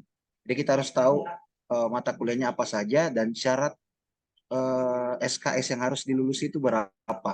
Seperti itu. Kurang lebih seperti itu sih Kak. Jadi memang betul-betul BU mencari orang yang bisa menyelesaikan studinya tepat waktu. Apalagi sedikit sharing ya Kak, supervisi kemarin itu kebanyakan S2, S3 itu saya yakin untuk yang hadir kemarin itu banyak yang nggak bisa nyelesain studinya sesuai dengan kontraknya. Jadi di kontrak itu, let's say dia cuman dibiayai 2 tahun, kan normalnya ya kayak 2 tahun S2. Tapi dia bilang saya nggak bisa nyelesain 2 tahun, butuh setahun lagi karena penelitiannya begitu. Dan ya meskipun itu nggak ada larangan atau nggak ada denda, tapi ya BU carinya gitu. Seberapa eh, yakin kamu bisa menyelesaikan studimu sesuai tepat waktu untuk S2. Dan itu waktu itu alasannya karena ini sih penelitiannya begitu. Apalagi yang S3 mungkin tahun karena berat ya kan. Tapi yang paling ditekankan kemarin adalah teman-teman yang S1 itu kalau bisa yakin lulus S1-nya bisa 4 tahun, ya kita harus 4 tahun karena kembali lagi tanggung jawab moral lah ya. Kayak misalnya teman-teman dibiayain sekolah sama orang tua, tapi kuliahnya mungkin sampai semester 10, pasti teman-teman punya beban moral bilang, orang tua saya susah bayarin UKT, tapi saya lulusnya lama. Nah, itu sama seperti pemerintah. Udah dibiayain, dibantu biar cepat selesai, biar nggak pusing pikir biaya, tapi ternyata tetap selesainya di luar batas normal, seperti itu. Itu sih Kak, kurang lebih. Oke, tuh saya rasa jelas ya dari Izul tadi untuk pemaparannya. Kita ini mungkin sekitar 10 menitan lagi ya sebelum kita akhiri. Eh, Tadi ada sebelum saya merangkah, tadi kan ada yang ini ya mau ditunjukin sedikit mungkin esai dari pemateri ya dari Izul dan Mbak Rini juga. Tadi kan Izul sudah ya ditampilkan beberapa, itu sudah gambaran nanti dari Kak Rini mungkin ditampilkan. Tapi ini ada tadi pertanyaan dari teman ya. Apakah katanya boleh UKB-nya itu ngambil yang paket pelajar biar gratis? Gimana itu? Izul Kenapa? gimana? Gimana kan ini kan disuruh pakai mahasiswa ya. Katanya boleh nggak itu kita ngambil yang paket pelajar biar gratis gitu. Mana tuh, Ya, Izul? sebenarnya ini tergantung kesadaran diri ya teman-teman, karena sebenarnya kalau ya teman-teman sadar diri atau lihat dulu dirinya masing-masing. Teman-teman kira-kira masih dikategorikan pelajar bukan? Pelajar dan mahasiswa kan itu beda ya. Pelajar itu di jenjang SD, SMP, SMA itu pelajar. Nah, kapan teman-teman dikatakan menjadi mahasiswa ketika teman-teman sudah dinyatakan dan punya NIM lah ya, punya NIM nomor induk mahasiswa dan ya teman-teman sudah lulus begitu dari SMA-nya. Sebenarnya juga teman-teman adalah eh, harga mahasiswa itu sebenarnya sudah diskon teman-teman. Harga umumnya itu 300 dan harga mahasiswa 100, pelajar gratis. Karena ya mereka kan masih bilang masih di bawah umur lah ya, kayak gitu. Dan ya saya saja masih agak ketawa sih lihat teman-teman saya yang daftar BU juga, terus saya tanya, kamu bayarnya kemarin 300 atau 100? Dia jawabnya, saya bayarnya 100. Saya agak ketawa karena ya mereka baru dapat kembali status mahasiswanya itu sehari setelah lulus gitu. Jadi dia nunggu lulus dulu biar bisa pakai gelar mahasiswanya. Jadi memang harus bertanggung jawab lah ya untuk itu. Kalau bisa, kalau ada uang kita ikutin standar lah ya. Karena Awardi itu penerima beasiswa unggulan itu wajib banget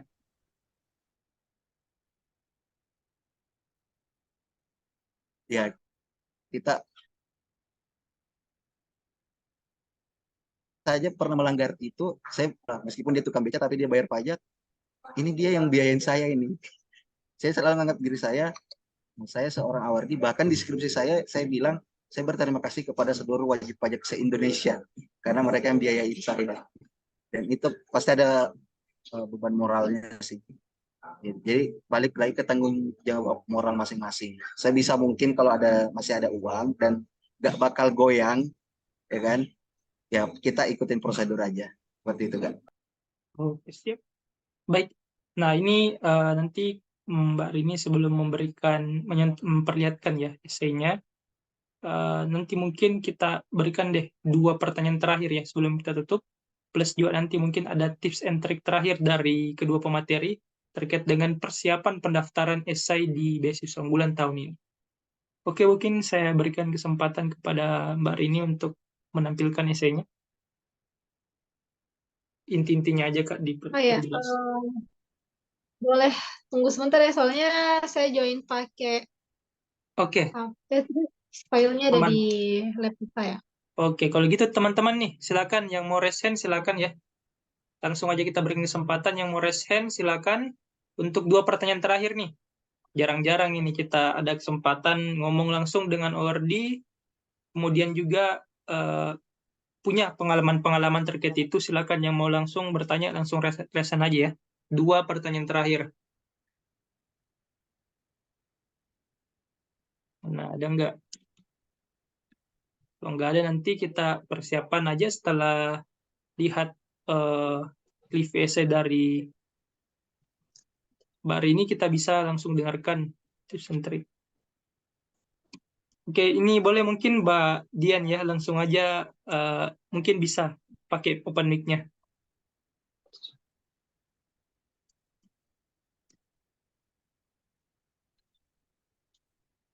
Boleh Mbak Dian, langsung aja di open mic pertanyaannya.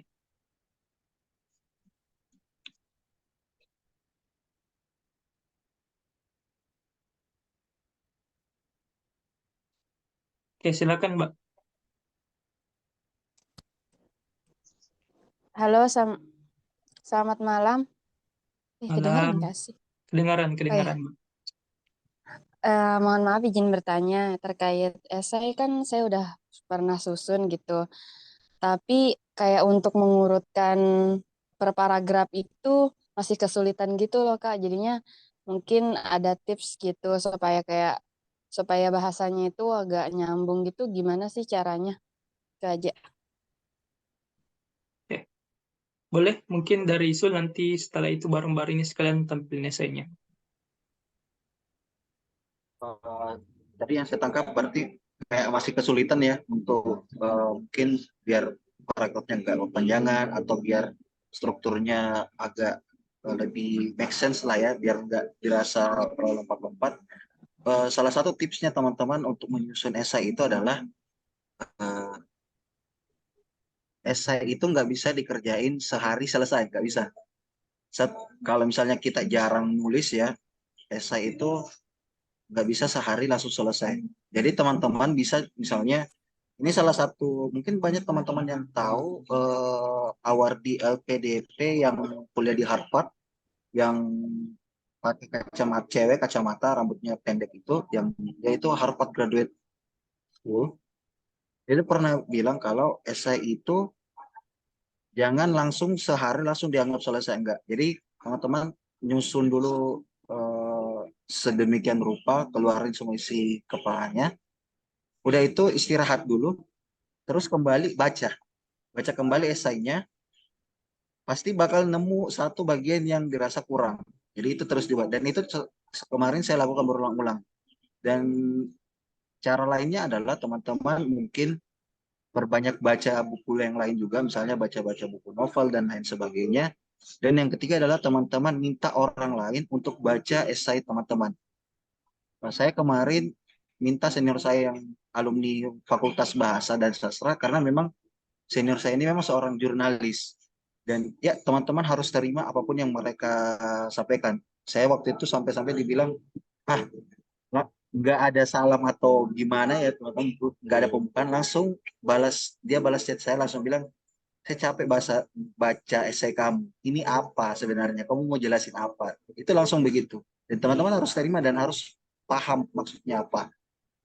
Jadi kenapa orang lain penting baca esai kita adalah ya setidaknya kita tahu pandangan orang lain tentang esai kita. Kita tanya, kamu paham nggak isi esaiku ini gimana?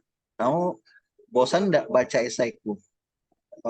Paragrafnya kepanjangan nggak dilihatnya? Begitu. Karena kalau kita yang menilai sendiri, kadang terlalu ada rasa ego gitu, Bang. Saya sudah ngerjain sampai 3 jam seharian, masa nggak bagus gitu. Atau kadang mata juga lelah untuk lihat tulisan sehari-hari, tulisannya selama berjam-jam, pemikirannya terpaut di situ terus, ya kan? Karena kalau saya sendiri, setiap pintu paragraf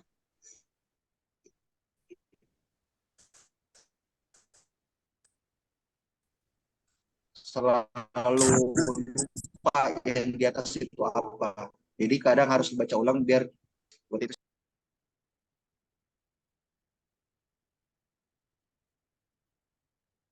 Oke, ya bisa langsung mungkin kita berikan kesempatan ke Mbak Rini untuk menampilkan esai sekaligus mungkin menjelaskan sedikit nih gimana tipsnya untuk menyusun paragraf-paragraf itu tadi.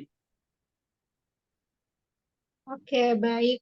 Nah, jadi di sini teman-teman saya izin untuk share ya dari esai saya. Tapi sebelumnya tadi pembahasan tips dari Kak Izul ini udah apa ya manjur banget ya teman-teman, itu apalagi kalau kita minta untuk orang lain review esai kita, itu juga hal yang sangat penting untuk dilakukan, karena ya kalau kita sendiri yang baca memang sometimes kita merasa ya ini udah oke gitu, tapi kita harus minta juga pendapat orang lain, apalagi utamanya untuk orang-orang yang ahli, baik itu di bidang bahasa, untuk melihat EYD dan seterusnya mengenai dan koherensi dari esai kita. Dan juga kalau misalnya teman-teman punya kenalan awardee beasiswa unggulan atau awardee beasiswa yang lain yang juga pernah menuliskan esai yang sejenis yang mirip, itu juga sangat bagus ya teman-teman untuk dijadikan panduan ketika teman-teman ingin menyusun esai. So, di sini saya ingin share esai saya yang dituliskan pas masa semester 1. Ini, sorry ya kalau misalnya masih sangat ini tulisannya. Ya, jadi ini dulu adalah esai yang saya buat pada saat mendaftar beasiswa unggulan ya teman-teman. Waktu itu saya masih semester 1, sehingga semester 1 S1 ya teman-teman. Jadi seperti yang teman-teman lihat, karena waktu itu saya masih awal ya, maba banget, mahasiswa baru di universitas, sehingga ya yang saya tuliskan di awal itu ya secara umum dulu background pendidikan saya dan juga asal muasal kenapa saya memilih jurusan yang ingin saya ambil di di S1 itu sendiri. Saya memilih S1 akuntansi. Jadi itu yang bisa teman-teman tuliskan di awal mengenai overview dirinya, kemudian alasan mengapa teman-teman kemudian tertarik memilih jurusan yang teman-teman ingin pilih di jurusan kuliahnya teman-teman seperti itu. Nah, kemudian setelah itu karena ini point of view untuk mahasiswa semester 1 ya, teman-teman. Nah, setelah menuliskan alasan saya memilih jurusan saya, background mengapa saya memilih jurusan itu, saya tuliskan apa urgensi saya sebagai mahasiswa itu sendiri. Nah, di sini saya tuliskan ketika saya mahasiswa sehingga dari situ karena di awal tadi di atas ya teman-teman saya sudah tahu apa ketertarikan saya di bidang akuntansi dan apa tujuan saya di bidang akuntansi. Di sini saya ingin menjadi ekonom ya kalau nggak salah aku tulis kayak gitu. Ya, where is it? Ya ini saya tulis seperti ini ya. Mungkin secara tidak spesifik ya, tapi saya di sini menuliskan saya ingin menjadi ekonom yang bisa memberikan banyak manfaat bagi masyarakat seperti itu. Nah, sehingga setelah tahu tujuan saya di awal apa, saya menuliskan apa-apa saja aktivitas yang saya lakukan dan akan lakukan ketika di universitas itu sendiri. Jadi pada saat kuliah saya ceritakan apa pilihan yang ingin saya ambil. Misalnya saya ingin gabung aktif di organisasi A, organisasi B, dan itu semuanya punya alasan. Misal saya ingin gabung di Ikatan Mahasiswa Akuntansi, di forum ini, forum itu semuanya ada alasannya. Kenapa? Jadi disebutkan setelah kita mengetahui apa tujuan awal kita, ya disebutkan lagi apa-apa saja sih jalan yang bisa saya tempuh untuk mencapai tujuan itu. Nah, selain organisasi, tentunya di sini saya juga menceritakan mengenai event-event lain yang atau kayak kegiatan-kegiatan lain yang bisa menunjang menunjang diri saya untuk menuju tujuan itu. Jadi tadi di awal saya ceritakan mengenai organisasi, kemudian kegiatan-kegiatan lain di luar organisasi, entahkah itu lomba ataupun kepanitiaan. Ini sekali lagi saya bilang ini point of view mahasiswa semester 1 ya teman-teman. Terus selanjutnya saya ceritakan lagi mengenai aktivitas di luar kampus. Nah, kemudian tidak lupa tentunya saya juga menceritakan tentang sisi akademik saya, baik secara apa yang telah saya capai dan juga apa yang ingin saya capai selanjutnya. Nah, setelah menuliskan itu secara rigid, secara per poin, apa-apa saja yang ingin saya lakukan secara detail dan apa yang telah saya lakukan, saya tegaskan lagi di paragraf-paragraf akhir mengenai tujuan saya di awal bahwa saya menegaskan kembali ya teman, bukan mengulang tetapi lebih ke menegaskan kembali bahwa saya ingin bisa memberikan kontribusi bagi perekonomian bangsa seperti itu. Nah, dan ya kata-kata pemanis di akhir juga boleh ya teman-teman ditambahkan sebagai bumbu. Nah, itu dari pengalaman saya teman-teman. Jadi kalau flow esai saya sendiri itu dimulai dari overview secara umum, kemudian alasan saya memilih jurusan itu kenapa, kemudian tujuan awal saya dalam mengapa memilih jurusan itu, kemudian apa yang saya telah dan akan lakukan ketika menjadi mahasiswa, dan yang di paragraf terakhir saya kembali menegaskan mengenai tujuan awal saya untuk mengambil proses pendidikan ini seperti itu, dan juga ditambahkan dengan bumbu-bumbu quotes dan kata-kata pemanis lainnya seperti itu. Nah, itu dari saya ya teman-teman. Dan juga boleh nggak saya share ini juga ya proposal rencana studi, tadi ada sempat ada yang sempat tanyakan kan ya? Boleh nggak Kak? Atau di jeda dari sini atau Nggak bagaimana? apa-apa, monggo Mbak. Monggo. Saya lanjutkan ya. Tadi kebetulan saya buka-buka filenya soalnya. Hmm. Tunggu sebentar. Nah, jadi tadi ada yang masih sempat bingung mengenai isi dari proposal rencana studi itu sendiri. Kalau dari saya sendiri pada tahun 2018 ya guys, ini saya menuliskannya. Jadi proposal rencana studi saya itu isinya yang pertama mengenai latar belakang jurusan. Jadi ini saya jelaskan mengenai jurusan saya secara umum dan kayak urgensi dari jurusan saya, kemudian rencana perkuliahan. Nah, kemudian ada overview ringkas lagi mengenai jurusan yang saya ambil. Setelah itu ada mata kuliah. Nah, ini nih yang teman-teman harus cari tahu di fakultas dan jurusannya masing-masing. Jadi kayak di sini jelas teman-teman ya, periode studinya, waktunya kapan. Jadi kayak jelas, semester 1 itu saya ambil di mulai Agustus sampai Desember 2017, isinya mata kuliah apa saja.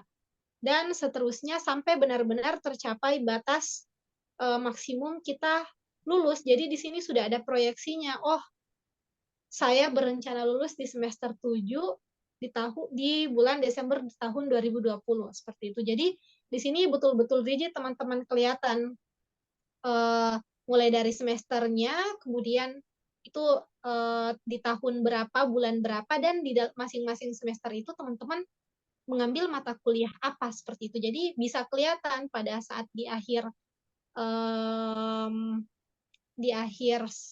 semester itu kapan teman-teman bisa menyelesaikan studinya seperti itu.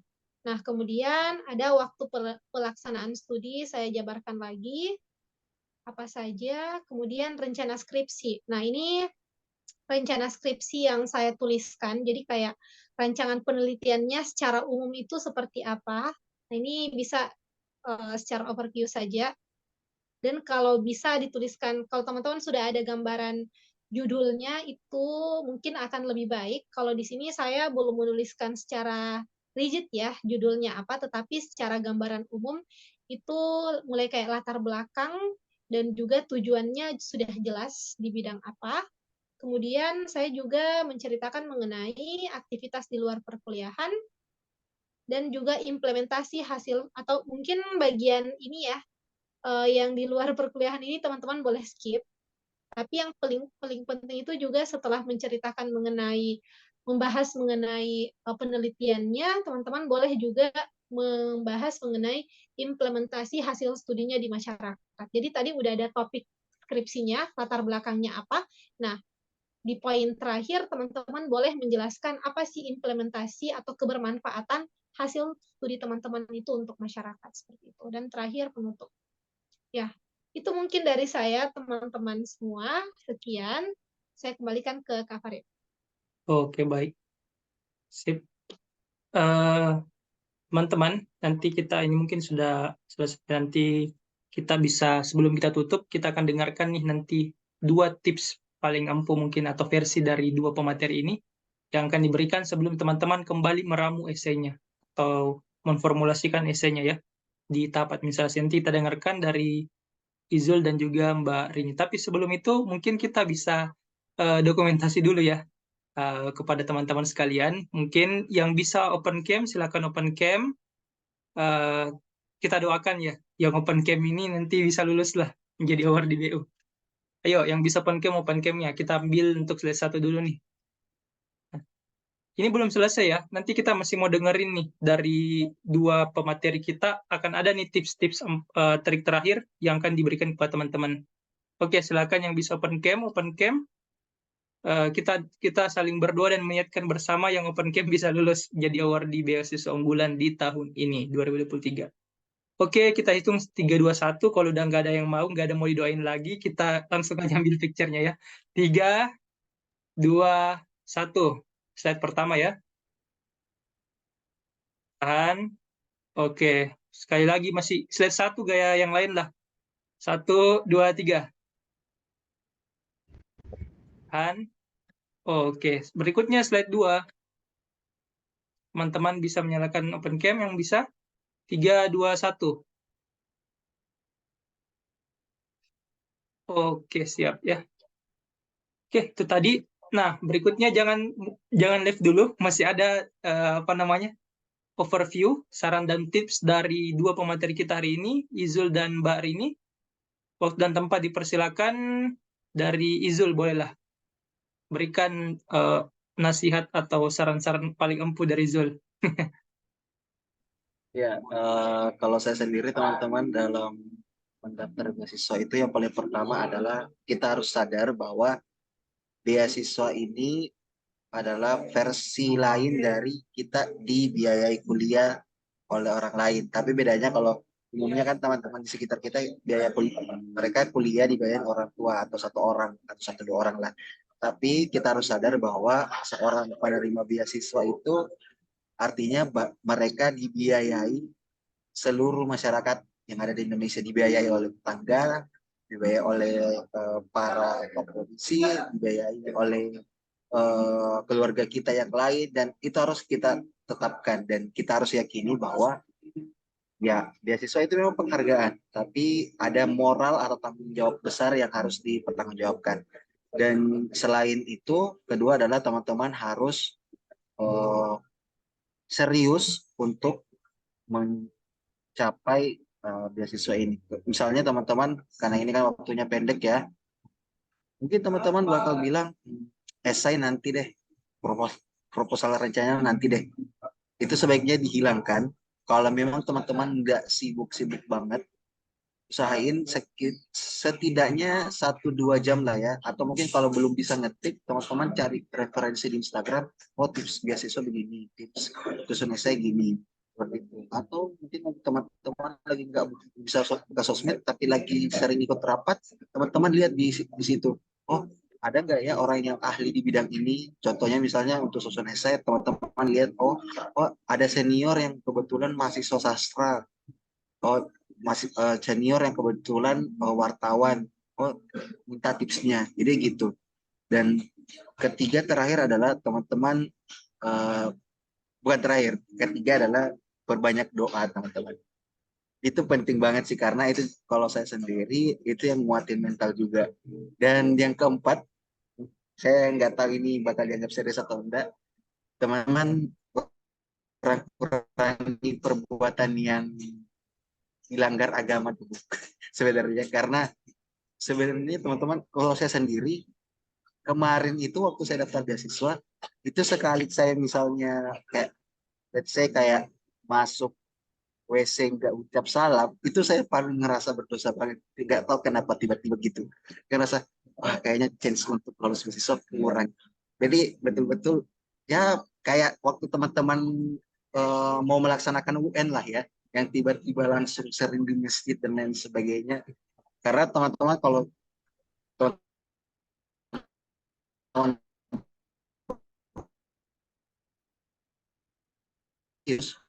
teman-teman ngerasa ini kurang lebih sama lah ya, waktu teman-teman perang waktu UTBK dan SN kurang lebih seperti itu. Jadi powernya kalau bisa lebih dari waktu teman-teman seleksi SD atau UTBK atau SN gitu. Ini itu aja sih Kak. Oke, mantap yang luar biasa dari saran dari Zul tadi ini, jalur ikhtiar secara apa namanya, duniawi dan ukhrawi ya, langsung jalur langit juga disampaikan ini. Luar biasa tipsnya, silakan teman-teman tulis juga dan terapkan ya. Oke, move to Mbak Rini, berikan tips dan saran terbaik untuk teman-teman. Oke, baik. Terima kasih untuk kesempatannya. Jadi, baik teman-teman semua, tadi kita sudah bahas banyak ya seputar beasiswa unggulan itu sendiri, mulai dari secara umum sampai ke detail-detail esainya tadi sudah kita bahas semua. Nah, one thing that bukan one thing, banyak ya, yang beberapa poin mungkin yang akan saya sampaikan. Di sini yang pertama adalah teman-teman dalam menyusun dalam melewati proses seleksi beasiswa ini, first thing first yang teman-teman harus lakukan itu adalah ketahui dulu niat awalnya teman-teman ini sebenarnya ngapain gitu. Jadi kayak di awal itu benar-benar tanya ke dirinya sendiri, sebenarnya saya ini pengen lanjut kuliah, pengen di beasiswa unggulan itu karena apa? Jadi tanya secara jujur ke dirinya teman-teman. Jadi dari situ bisa muncul big why-nya ya. Teman-teman bisa menemukan big why dari dirinya teman-teman. Kenapa sih saya mau misalnya ambil jurusan A? Apa sih nanti manfaat yang bisa saya berikan kepada orang lain, kepada masyarakat, dan seterusnya seperti itu. Jadi benar-benar di awal itu teman-teman harus bisa menemukan big why-nya dulu. Kenapa sih? Kenapa? Jadi kayak banyak pertanyaan kenapa yang akan muncul di kepalanya teman-teman. Kenapa saya pilih jurusan ini? Kenapa saya harus layak? Kenapa saya harus layak menjadi award di beasiswa unggulan? Nah, itu yang teman-teman harus tanyakan dulu ke dirinya. Nah, kalau sudah clear itu semua, teman-teman sudah ada menemukan big why-nya apa, niatannya sudah lurus nih di awal, insya Allah kedepannya itu akan bukan lebih mudah juga sih, biasanya tetap susah. Akan ya, tapi setidaknya eh, ya akan lebih mudah karena teman-teman sudah tahu kalau misalnya lagi capek kan ya kayak, aduh capek banget nih misalnya urus esai, tulis urus berkas-berkas ini itu. Tapi once teman-teman ingat, oh ya niatan saya di awal itu karena pengen ini gitu, itu akan ada semangat sendiri yang ada di dalam dirinya teman-teman. Nah itu yang pertama. Kemudian yang kedua, sekeras-kerasnya usahanya teman-teman di dunia, itu juga tetap harus mencoba untuk mengetuk-ketuk pintu langit juga ya, teman-teman. Tadi sudah disampaikan juga sama Kak Izul, kalau ya kita cuma manusia biasa, teman-teman. Di dunia ini tuh banyak juga ada invisible hand yang bisa memberikan eh, apa ya, semacam keajaiban untuk kita. Nah, itu yang juga teman-teman harus bisa andalkan seperti itu. Jadi, ya just do good aja sih, kayak melakukan hal-hal yang baik saja, yang ya jangan dikurang-kurangin, tadi dibilang sama Izul, Kak Izul, dikurang-kurangin hal yang dilarang oleh penciptanya seperti itu ya kan. Jadi itu dua hal, ya mungkin tiga hal ya. Pertama, perbaharui menemukan big why-nya, luruskan niat, kemudian selesaikan dengan semangat urusan-urusannya di dunia, maksudnya urusan-urusan proses beasiswanya ini, kemudian ya dibarengi dengan doanya harus diperkuat. Ya, itu mungkin dari saya. Oh ya, terakhir, jangan lupa minta restu dari orang tua. Ya, itu mungkin dari saya. Saya kembalikan ke Bang Farid. Oke, baik ya. Lengkap lagi dari Mbak Arini untuk tips-tipsnya. Untuk teman-teman semua lebih mempersiapkan diri lagi ya. Seperti itu. Baik, dengan ditutupnya tadi dengan apa namanya saran-saran dan tips dari Izul dan juga Mbak Rini, artinya juga pertemuan kita malam ini khususnya untuk tips dan trik beasiswa itu cukup sampai di sini dulu. Nanti mungkin jika ada pertanyaan lagi nanti di grup silakan disampaikan. Nanti kalau ada momen mungkin saya bisa tanyakan lagi ke Izul dan juga Mbak Rini jika berkenan untuk menjawab. Ini kita terima kasih sekali lagi ya kepada Izul dan juga Mbak Rini sudah menyempatkan untuk bergabung dari mungkin banyaknya kesibukan mereka berdua ya. Kita doakan nih juga untuk Izul dan juga Mbak Rini, entahkah di studi lanjutnya kah, kemudian juga di pekerjaannya, urusan-urusan yang lain, semoga dimudahkan dan diberikan juga hal-hal terbaik dari yang mereka inginkan seperti itu ya. Kita terima kasih juga kepada pemateri kita hari ini. Seperti itu. Oke, teman-teman juga saya ingatkan boleh nanti jangan lupa di tag ya, @siapjadiwardi, dan juga mungkin nanti saya cantumkan juga IG dari kedua pemateri untuk berikan kesan dan pesan nih untuk materi hari ini. Jadi teman-teman bisa lebih semangat juga buat afirmasi positif untuk pelaksanaannya. Oke, sekian mungkin. Terima kasih Mbak Rini, Izul untuk kesempatannya berbagi kepada teman-teman sekalian. Semoga bermanfaat kegiatan kita hari ini dan selamat beristirahat. Dan jangan lupa untuk tuntaskan esai dan pendaftarannya seperti itu. Baik, terima kasih kesempatannya. Sekian dari kami. Lebih dan kurangnya mohon dimaafkan. Assalamualaikum warahmatullahi wabarakatuh. Selamat beristirahat. Waalaikumsalam warahmatullahi wabarakatuh. Izin pamit teman-teman. Terima kasih. Terima kasih pemateri.